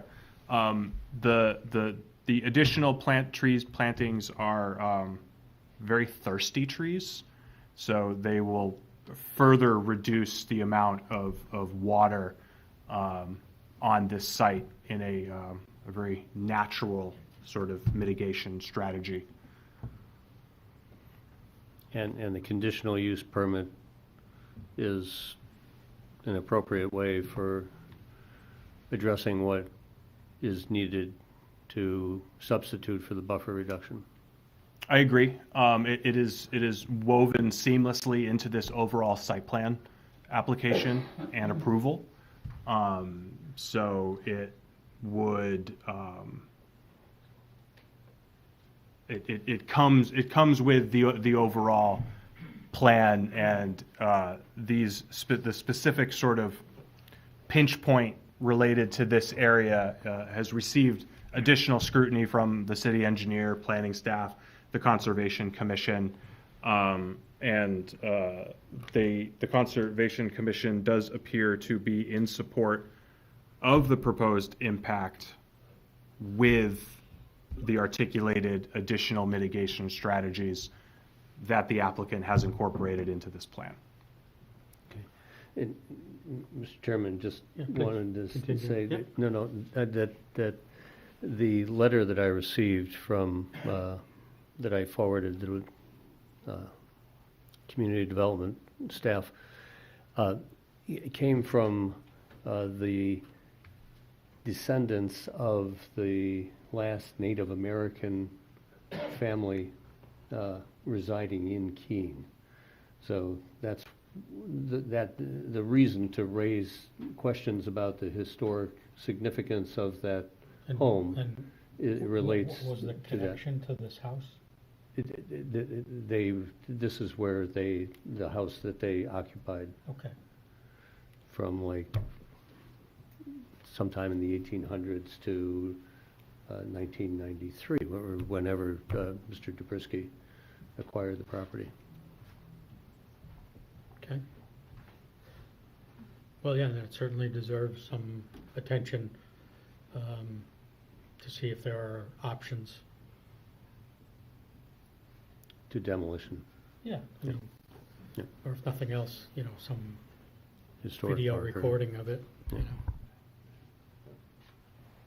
I don't know. I don't know what anything costs, but moving it would probably be pretty costly. It sounds like, to me, it sounds like the question's been answered by staff in terms of the process. We should proceed with the business before us, and Yep. other processes will take over at the right time, right? I agree. Other questions for Mr. Clements? I have a question on page 68, figure 3.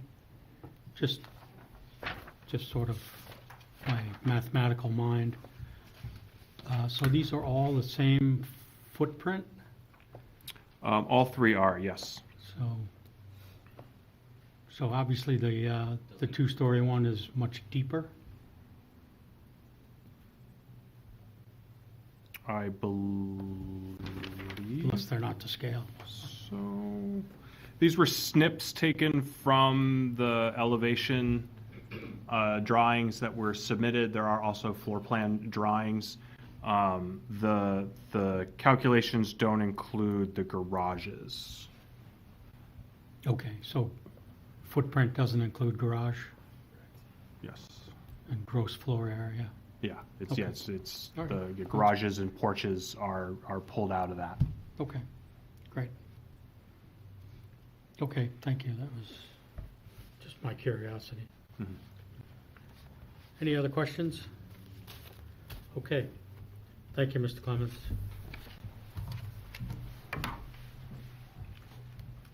So at this time, we still have quite a few people in the audience.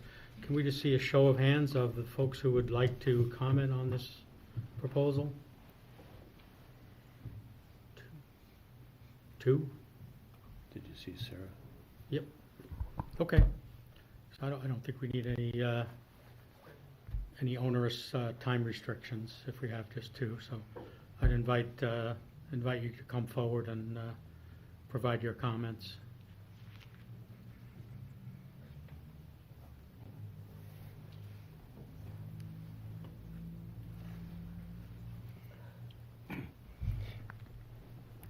Hi, is this on?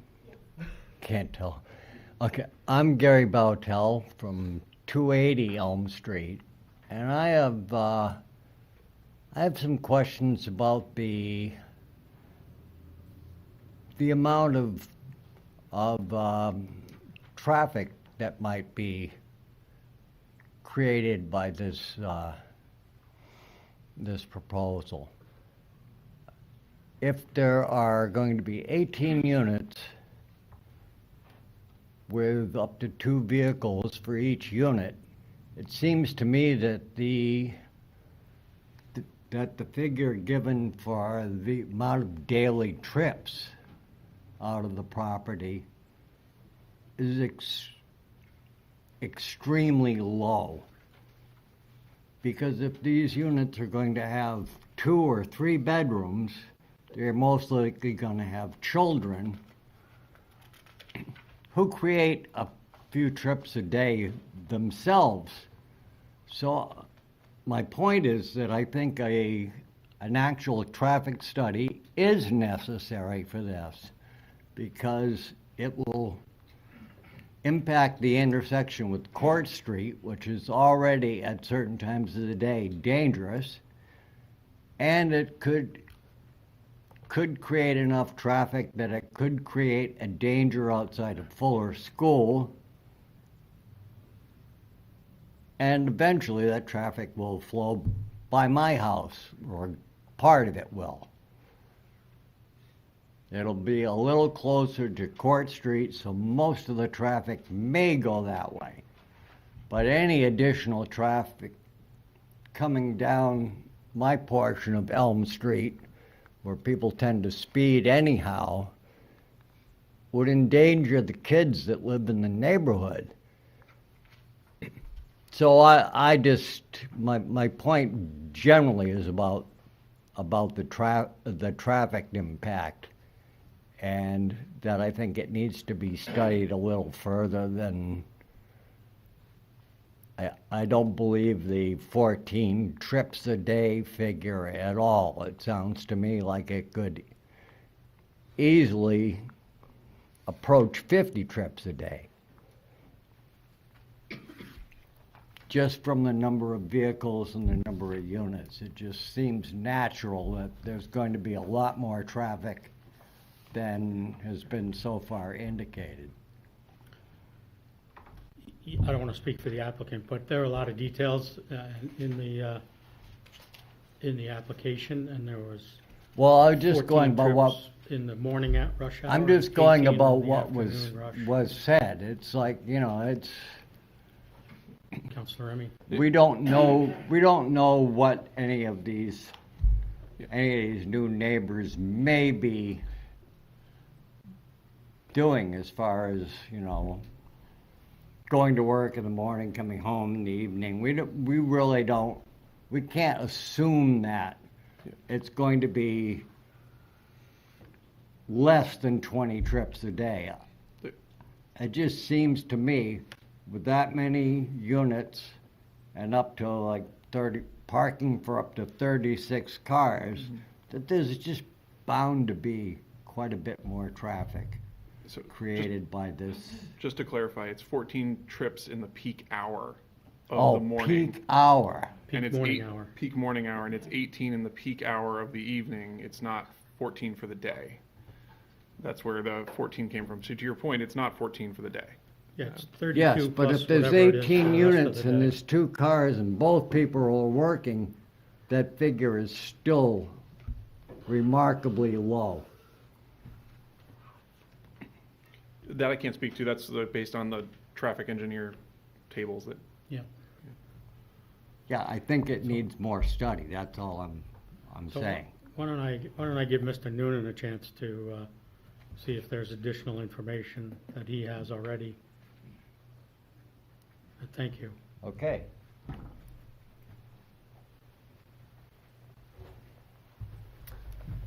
John Noonan, Fieldstone Land Consultants. So as Mr. Remy clarified, it is a peak hour, so you have the AM is 14 trips in the morning is the highest volume that you would get based on the ITE tables that are presented for calculating and estimating on traffic. 18 vehicle trips was the peak PM, so it doesn't mean that all 18 units have their one person coming home at that one time. It means that if there is 36 cars, it could be spread out over, you know, the PM hours, so you don't have everyone coming home at the exact same hour. It's spread out, so your peak is the most volume you have at one point in time. So the afternoon being the return from work, you have 18 vehicles is the most at one point, and then it spreads out over that bell curve of how they perceive traffic showing up and going to work. So that is not the total volume. For Yeah, the do you day. have any indication of like a daily volume?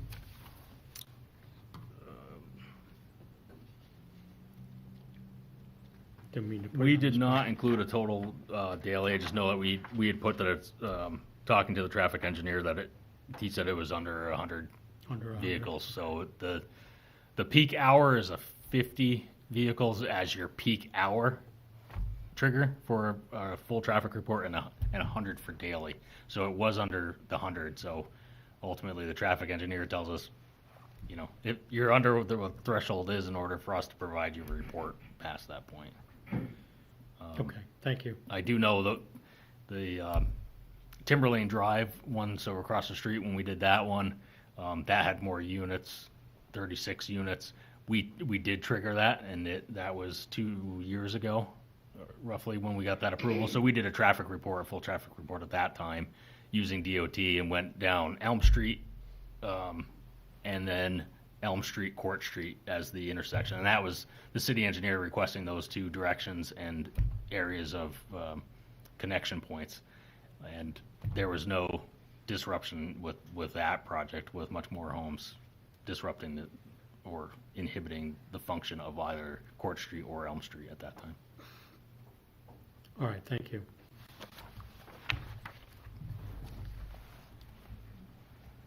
Please, come on.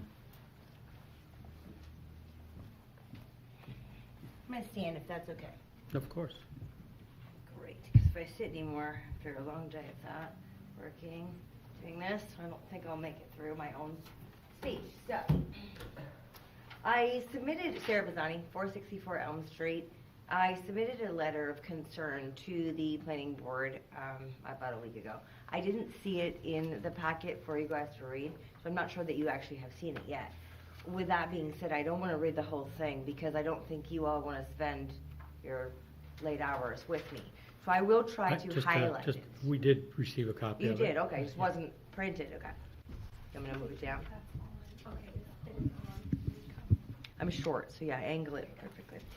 Okay, so I won't, as I said, I won't address every part of it. I just want to highlight a few things.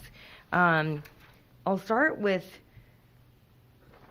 some of the concerns around the impervious surface. So I indicated in the letter that the plan will create 80,000, plus or minus 80,000 additional square feet of impervious surface, reducing the trees, the grass, all that. So impervious surface, being anyone that doesn't know that, is the hard surfaces. So I know that doesn't require a New Hampshire DES alteration of terrain permit. However, you combine that with some of the issues and other developments in the area, I'm starting to have some serious concerns about how that impacts people around me when individual developments are just under those numbers. We keep compounding these things, and my property is being affected by it. I'll talk more about that later. So that's one of my concerns. Another concern, the wetland buffer reduction, I feel like we sort of started to address that. The extraordinary mitigation part, I didn't agree with. It seems like we have a bit of a solution there, except for the fact that there still needs to be one, which there doesn't. There still is not an extraordinary measure indicating there has to be. Extraordinary to me would be much more important than the additional house that they said on the site visit, that there would only need to be one less without that. So if that's not the case, perhaps I misheard that, but that's what they said in the walkthrough. And so if that's the case, why are we doing that part of it? The screening and neighborhood character. So the proximity of the new buildings to existing residences and the adequacy of screening measures are of great concern to me. And in section 102.14.72, we talk about the effective screening to preserve neighborhood character and privacy. The words condo and the word single family were used interchangeably here tonight. That's a concern to me. Are we talking about the same single family home that I live in, where I can't see other people? Or are we talking about condos, where you don't own land around you? I don't want to say one or the other, because I don't know, it's not my plan. But you've all used them interchangeably tonight. And so I disagree that it is the same. I would say that it does not. It does not indicate that it's the same if we're using the word condominium style and single family home in the same conversation. Lighting and privacy, I have some comments about that. I think I'll see those a little bit later on, so I will table that one. Drainage and stormwater management, I can't talk enough about it. It's not going to be just this development, it's going to be every other one. So again, compounding developments. 2 years and 2 days, well, 2 years and less, okay, 2 days less than 2 years ago, December 19th, right? So we had water in our basement, and I'm not talking like a few drops. It poured into our basement for the first time in the years we've owned it. 2007 is when I purchased it. So the first time, and it just didn't stop coming in. There's no indication that anything's changed. We had the city come out. We had our people go in. We did everything we could do to figure out where that's coming from. And the answer was something has changed. Okay, great. So we just keep looking for those answers. And again, I'll mention the compounding developments create this issue for me and my home. And I continue to live there and love that property so much. But I'm certain that I cannot keep up with that. If we continue to build around me, I'm just going to float down the ash wheel. Like, this is just getting ridiculous for me. The traffic and safety concerns, like Gary mentioned. So, a compounding development. So we have that one possibly being built. We have do phases of Timberlane Drive. We add this 18 year. I mean, it's hard enough to back out of my driveway. The vehicles, the children, the biking, the across the street where they are on those trails and they come biking down. There's just a lot of activity, and so yes, I do have concerns about it.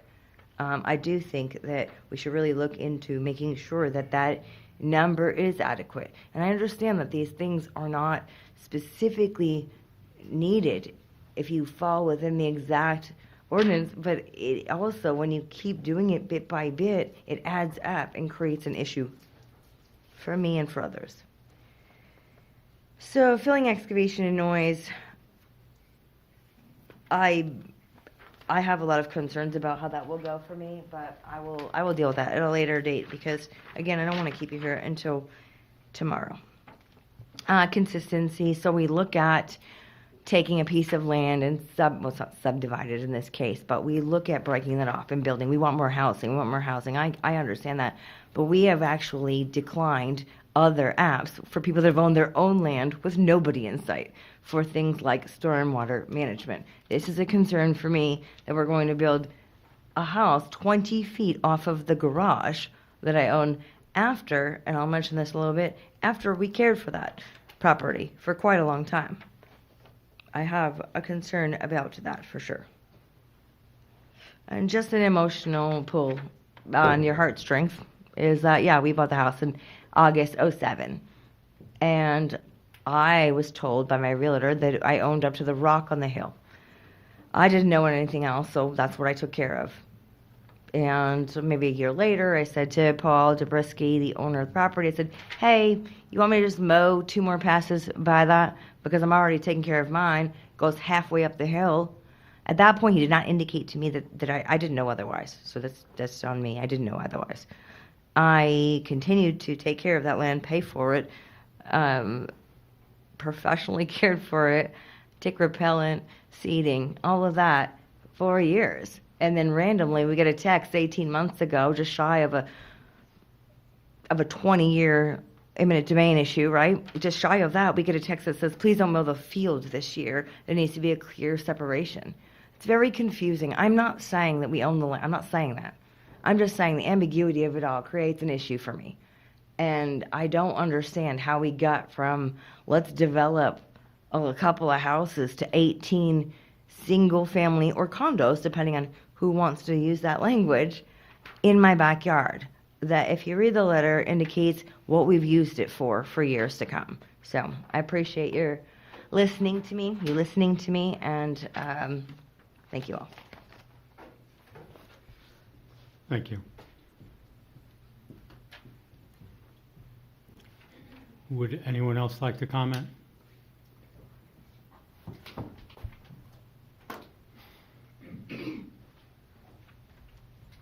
Hello, Chris Zabriskie, 153 Jordan Road. I'd just like to say I think the city invested a lot of time and resources into developing the cottage court zoning changes to help ease the burden of housing in the city and the state. And I'd like to see this get passed to get more developments and more projects like this going to create more housing and more opportunities for people to live in their own homes. That's all. Thank you. Thank you.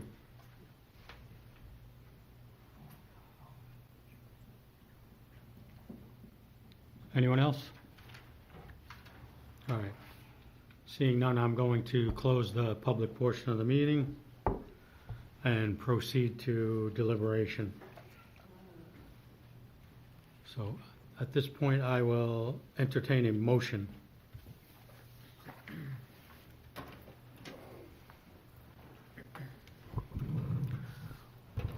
I would like to move to approve PB 2025-29 as shown on the plan set identified as Elmside Cottage Court Housing prepared by Fieldstone Land Consultants, PLLC at 1 inch equals 30 feet on November 14, 2025, and last revised on December 16, 2025 with the following conditions.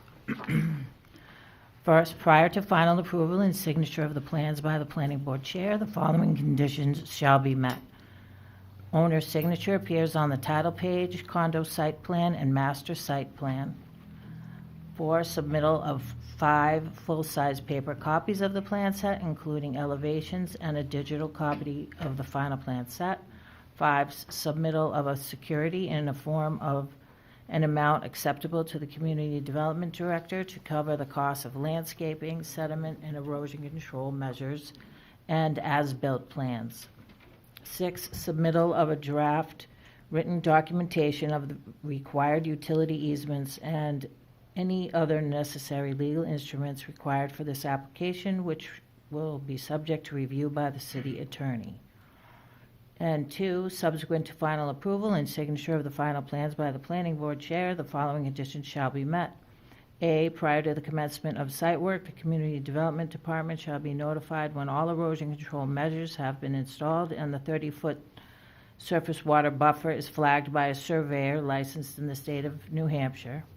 Community development staff shall inspect the erosion control measures and wetland flagging to ensure compliance with the approved plans and all City of Keene regulations.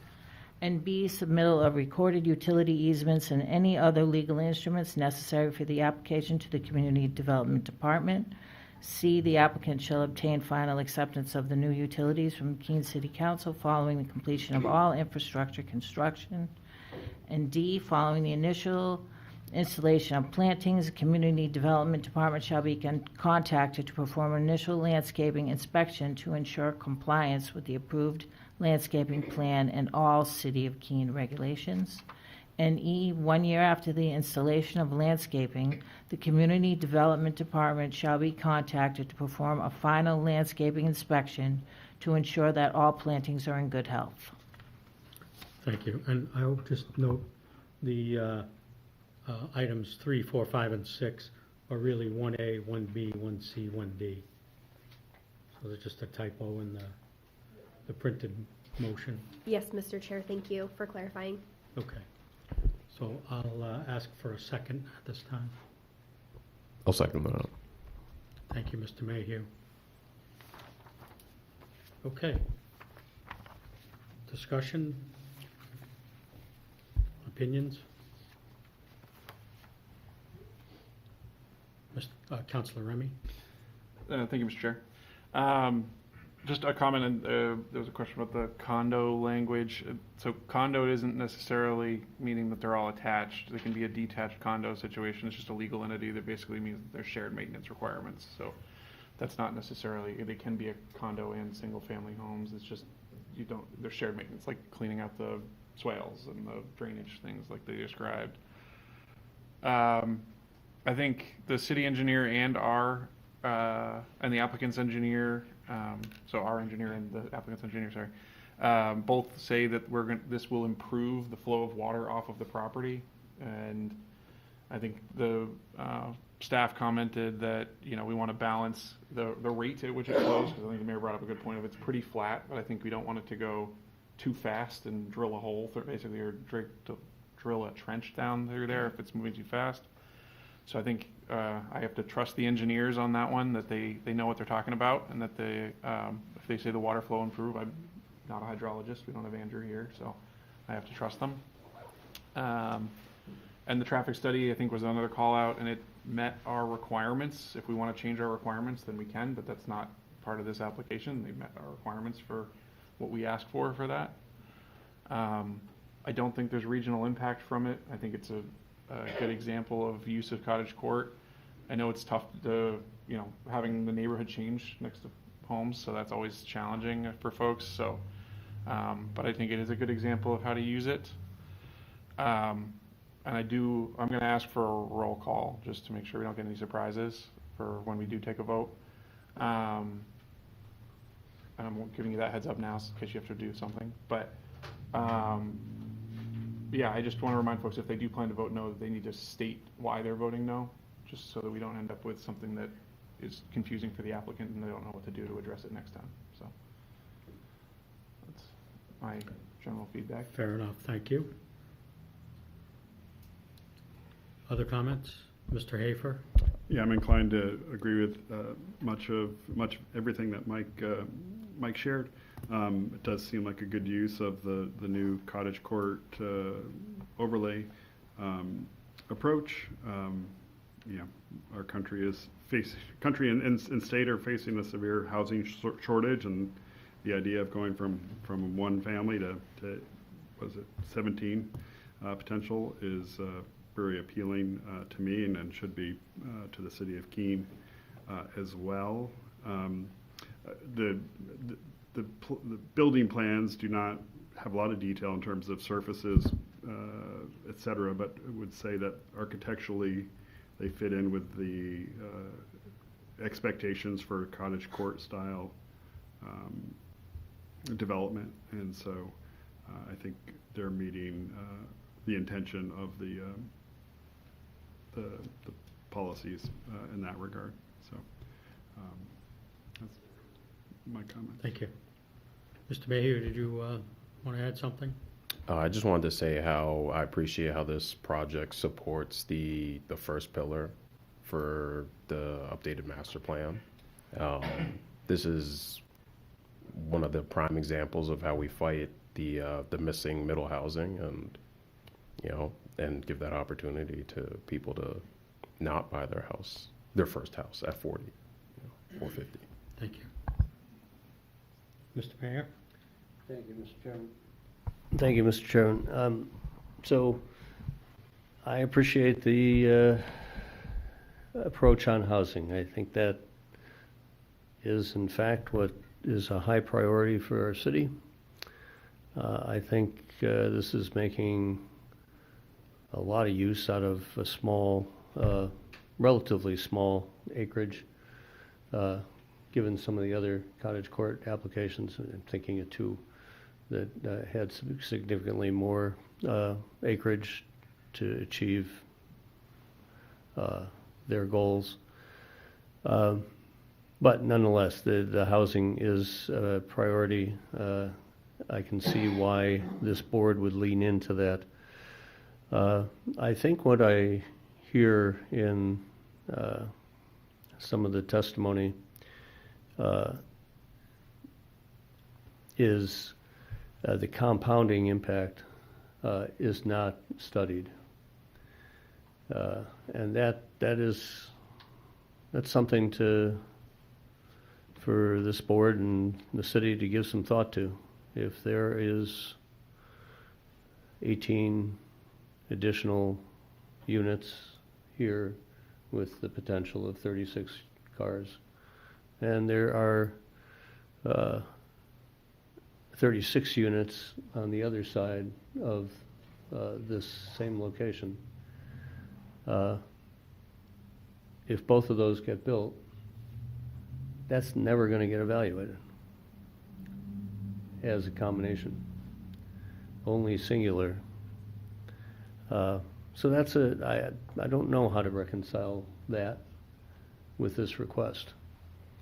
But I think the next time we see a request on the street, we're going to have a much more critical eye to traffic impact.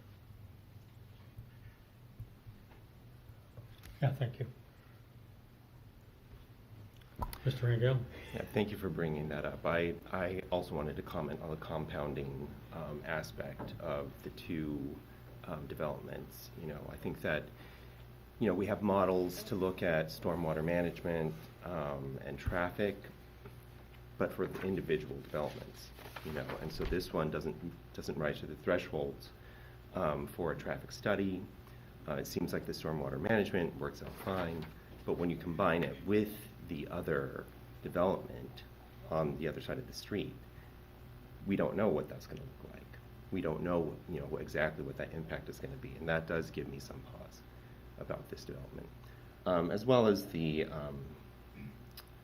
wetland buffer. I know that they're asking for, permission just to go into the wetland a little bit, but there was the comment that even just one less house would completely wipe away that need. So I do kind of question the number as well.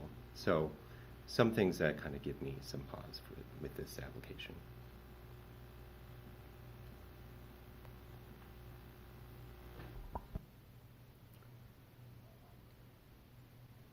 I have just one comment. So on pages 105, 109, 113 in the packet are the basically black and white elevations, front elevations of each of the styles. It's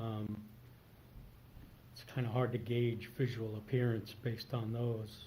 I mean, my imagination is filling in all sorts of things, but I know on previous projects we had some better indication of materials, colors, etc. I don't know if that's something that's available or could be a condition here. I'm just talking about it from a process perspective, Mr. Clements, what you would think. Yeah, so the architectural guidelines are a little open-ended, a little vague, and then these are single-family detached residential units where normally the city wouldn't regulate architectural style and color and things like that if it was just one house on one lot. This may be a question for the applicant. In some condo association, homeowner associations, covenants documents, they dictate certain exterior features to be remaining in certain ways. So I don't know if the applicant has gotten that far in sort of curating an aesthetic of this neighborhood they're proposing. That may be worth seeing if the applicant respond to. Just briefly, the architectural guidelines sort of encourage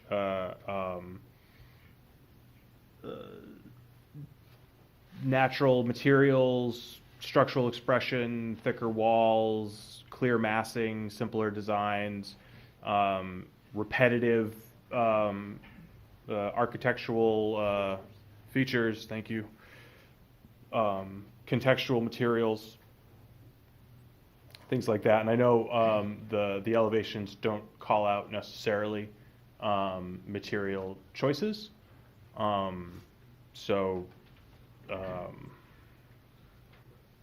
You may, I know one of the conditions of approval is for submittal of new plans, including elevations. If that information is available, that may be provided. However, they're not necessarily going to come back and have that conversation with you unless you would like to continue this application to collect that information. But I don't know, John, you got anything for me? John Noonan, Fieldstone Land Consultants. I think in the past we've had other applications where we've submitted more detailed drawings. We've had a condition B to provide better color renderings and call out materials. We've done that in the past as a condition.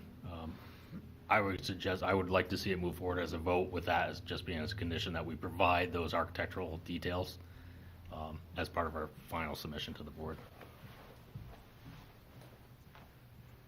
So I guess suggesting it as a condition subsequent. We could do precedent. It's just a matter of, do we want to do like a compliance hearing to actually evaluate those, or are you just wanting them to be submitted so that we can see them ahead of time? Because the precedent condition isn't really going to give you a chance to weigh in on them. Okay. Yeah, I'm just a little concerned because in the past we have made suggestions which have resulted in changes to the architectural and visual appearance. May I ask, are you thinking of another cottage court or other applications? Other applications. Okay. Yep. So certainly Never moving. really had another cottage court. Well, we had one other cottage court that's kind of similar to this, and it had color renderings. Yeah. And so what I was just going to say is certainly moving forward, staff now knows that this is the board's preference to have this additional information. Right. So moving forward, we can make sure to get that at the offset. It's up to you all to decide, I guess, how required that information is to make your decision this evening. Mr. Hafer? Yeah, I would, to that point, I would, based on the guidelines that we have in front of us, the 1754 architectural guidelines, I don't feel having colored renderings would help me decide one way or another tonight. So, although it'd be nice to have that in the future, I don't see a need to add any conditions to our decision tonight. Based on that, based on the drawings we've had, the high level guidelines that we do have in terms of narrow to the front edge, natural materials. That we did hear about color plans. I think this proposal is within our easier to approve column. So you're saying you don't have as creative an imagination as I have? I wanted to be an architect Okay. as a child, so I won't say that, but Okay. I think the right. renderings we saw are good for this purpose. Okay. That seems to be a consensus. So I think, any other comments? Otherwise, I'm going to move to a vote.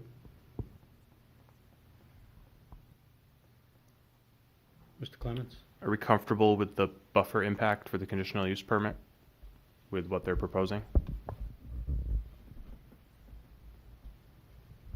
Councilor Remy? Thank you, Mr. Chair. I generally am. The fact that they're installing the drainage system there, I think is helpful. It's better than it is today, because right now the top of that hill drains all the way down there. The highway, anything that hits the top of that hill drains all the way down there. Now it'll just be that little bit, the roof and that end of the road there. So I think it's an improvement over current conditions. So I have a hard time saying no, because in theory, if we didn't have them impede in the buffer, they wouldn't have to improve the current conditions, and it would stay where it is. So that's where I think it actually is a net improvement by impacting it, because they have to do something to make it better. So at least that's my read. Yeah, I'm seeing some head nods on that. So yes, I think we are, without voting on that separately, I think we're comfortable with that. So I think Councilor Empey suggested he would like to have a roll call vote for this item. I'm ready when you are, Mr. Chairman. Ready? Okay. Harold Farrington, Yes. Roberta Mastergiovanni, Yes. Mayor Jay Kahn,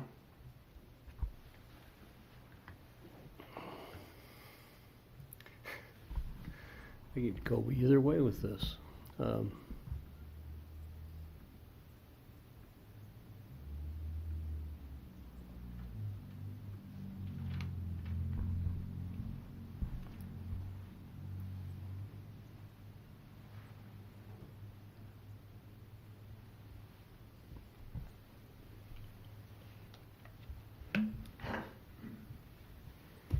Tough one.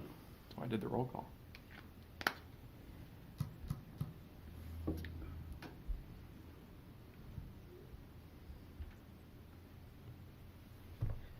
would you like us to come back to you, Mr. Mayor? Okay. If you're willing to do that. Okay. It's up to you. Mike Remy, Yes.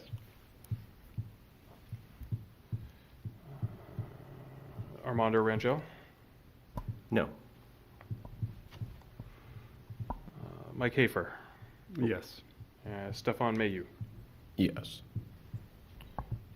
and Mayor Jay Kahn. Yes. Okay, that is 6-4, 1 against. The motion passes. All right, thank you. Okay.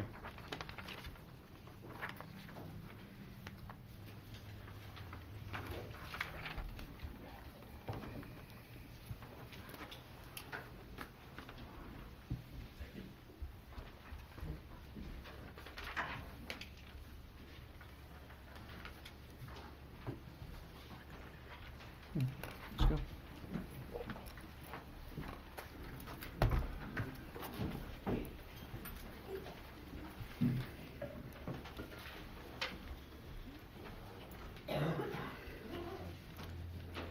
right, we're going to continue on with the rest of the meeting here. Next item on the agenda is staff updates.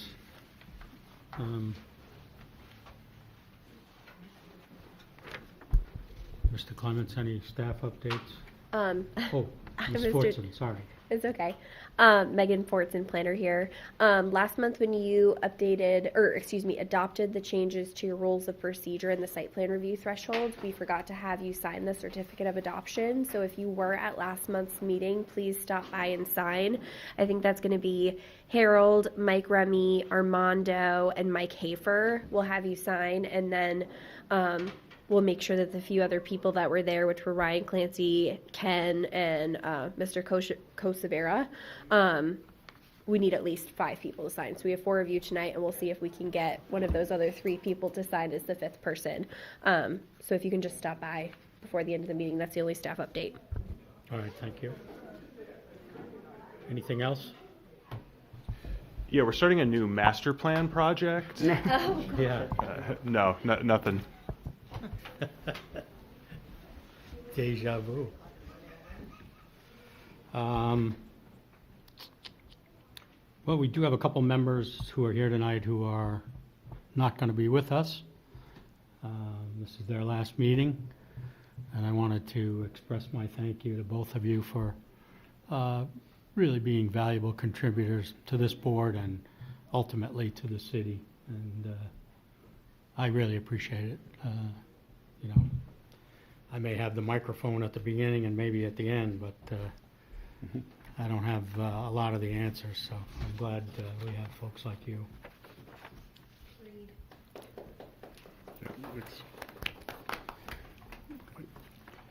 New business. Anyone have new business? Mr. Chair? Sure, Ms. Fasani. Thank you. I would like to just let you all know that I'll be resigning from the planning board effective immediately. So this will be my last meeting. I have an official email that will release on the way out, but just based on what's going on in my personal life, it just won't be a good fit anymore. And I hope you'll understand that that is the decision I've come to, but I won't be able to do this. Sorry to hear that, but yeah, sorry to hear that. But thank you as well.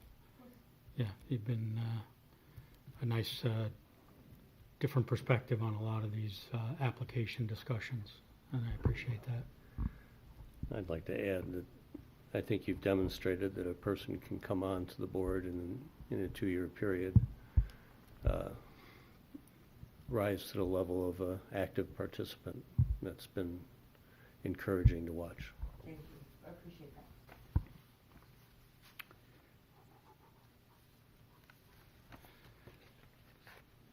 Okay, well, that's a downer. New business, other new business, I just want to throw out a couple things. I don't know if folks are aware, but Southwest Region Planning has, I'll say quarterly, what they call citizen planner roundtables, where they rotate around the area. I've been to a couple of them. I did not go to the last one. But I got the notes from the last one in October, which was held in Dublin. And they had a couple of interesting things I'll just toss out to you. One is called CPACER. The focus of the meeting was really on solar. And there's something called CPACER. It's an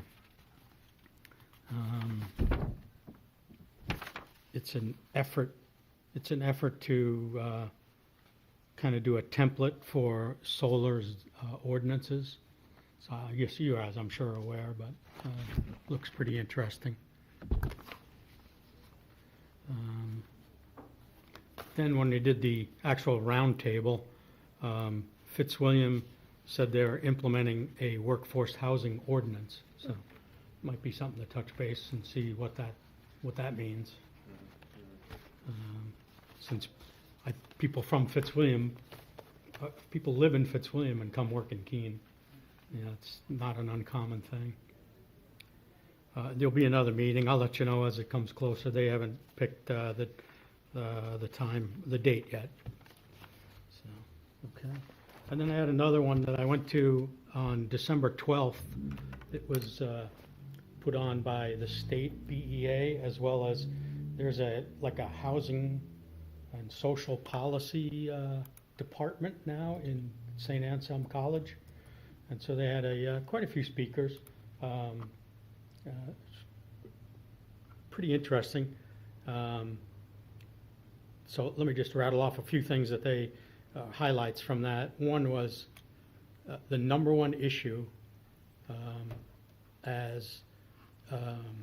is that towns and builders said was the minimum lot size. That's the biggest thing holding back housing. So I know we've acted on that, but so just interesting data point. And then there's a bunch of other ones. They had like a panel where they discussed a few things. One was the city of Lebanon has built 2,000 multifamily buildings in the past decade. So I don't know what they're doing, or obviously they have the Dartmouth Medical Center there, but that's a lot of building.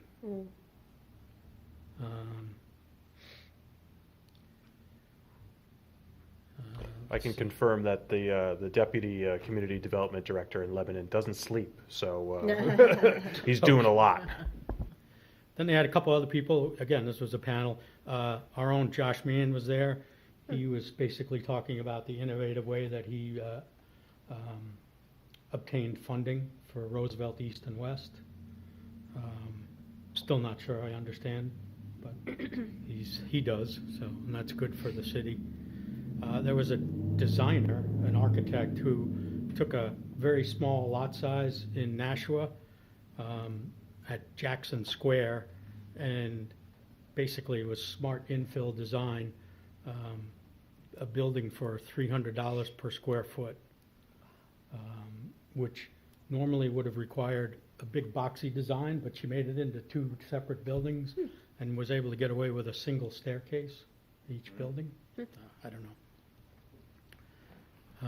And then the Monadnock Housing Alliance is hiring a full-time staff person in January.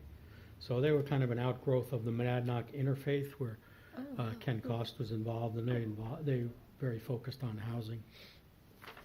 And then I'm sure what you wanted to hear is a legislative update. So they're looking at more than 100 bills in play for the upcoming legislative session. And so many, in fact, that the New Hampshire House has established a housing committee. So, yeah. And then they also, and I think you guys are aware of this, but the New Hampshire Zoning Atlas they discussed as well, which is quite an interesting thing. It's an interactive map which has zoning and water and sewer information on a single interactive computer site. So anyway. Those were a couple of things I attended recently. Mr. Chair, can I just make one comment? Yes. This is Megan Fortson, planner. So I'm staff liaison for the Energy and Climate Committee, and I had that meeting this afternoon at 4:30, and they actually voted to recommend that City Council amend the Code of Ordinances to include CPACER as a voluntary funding option. So that's something that you might see coming out on council agendas at the start of the new year. So that's something that they've discussed, since it has to do with weatherization, resiliency projects, insulation, all of those types of energy efficiency things. Okay, thanks for sharing that. Yeah. All right, so upcoming dates of interest, and I'll get us out of here in a second. The Joint Committee of Planning Board and PLD, January 12th, 6:30. Planning Board Steering Committee, January 13th at noon. Planning Board Site Visit, January 21, 8 a.m. I think the time and date to be confirmed, or even if it's necessary. And then finally, the next meeting of this Planning Board, January 26, 6:30 p.m. in these chambers.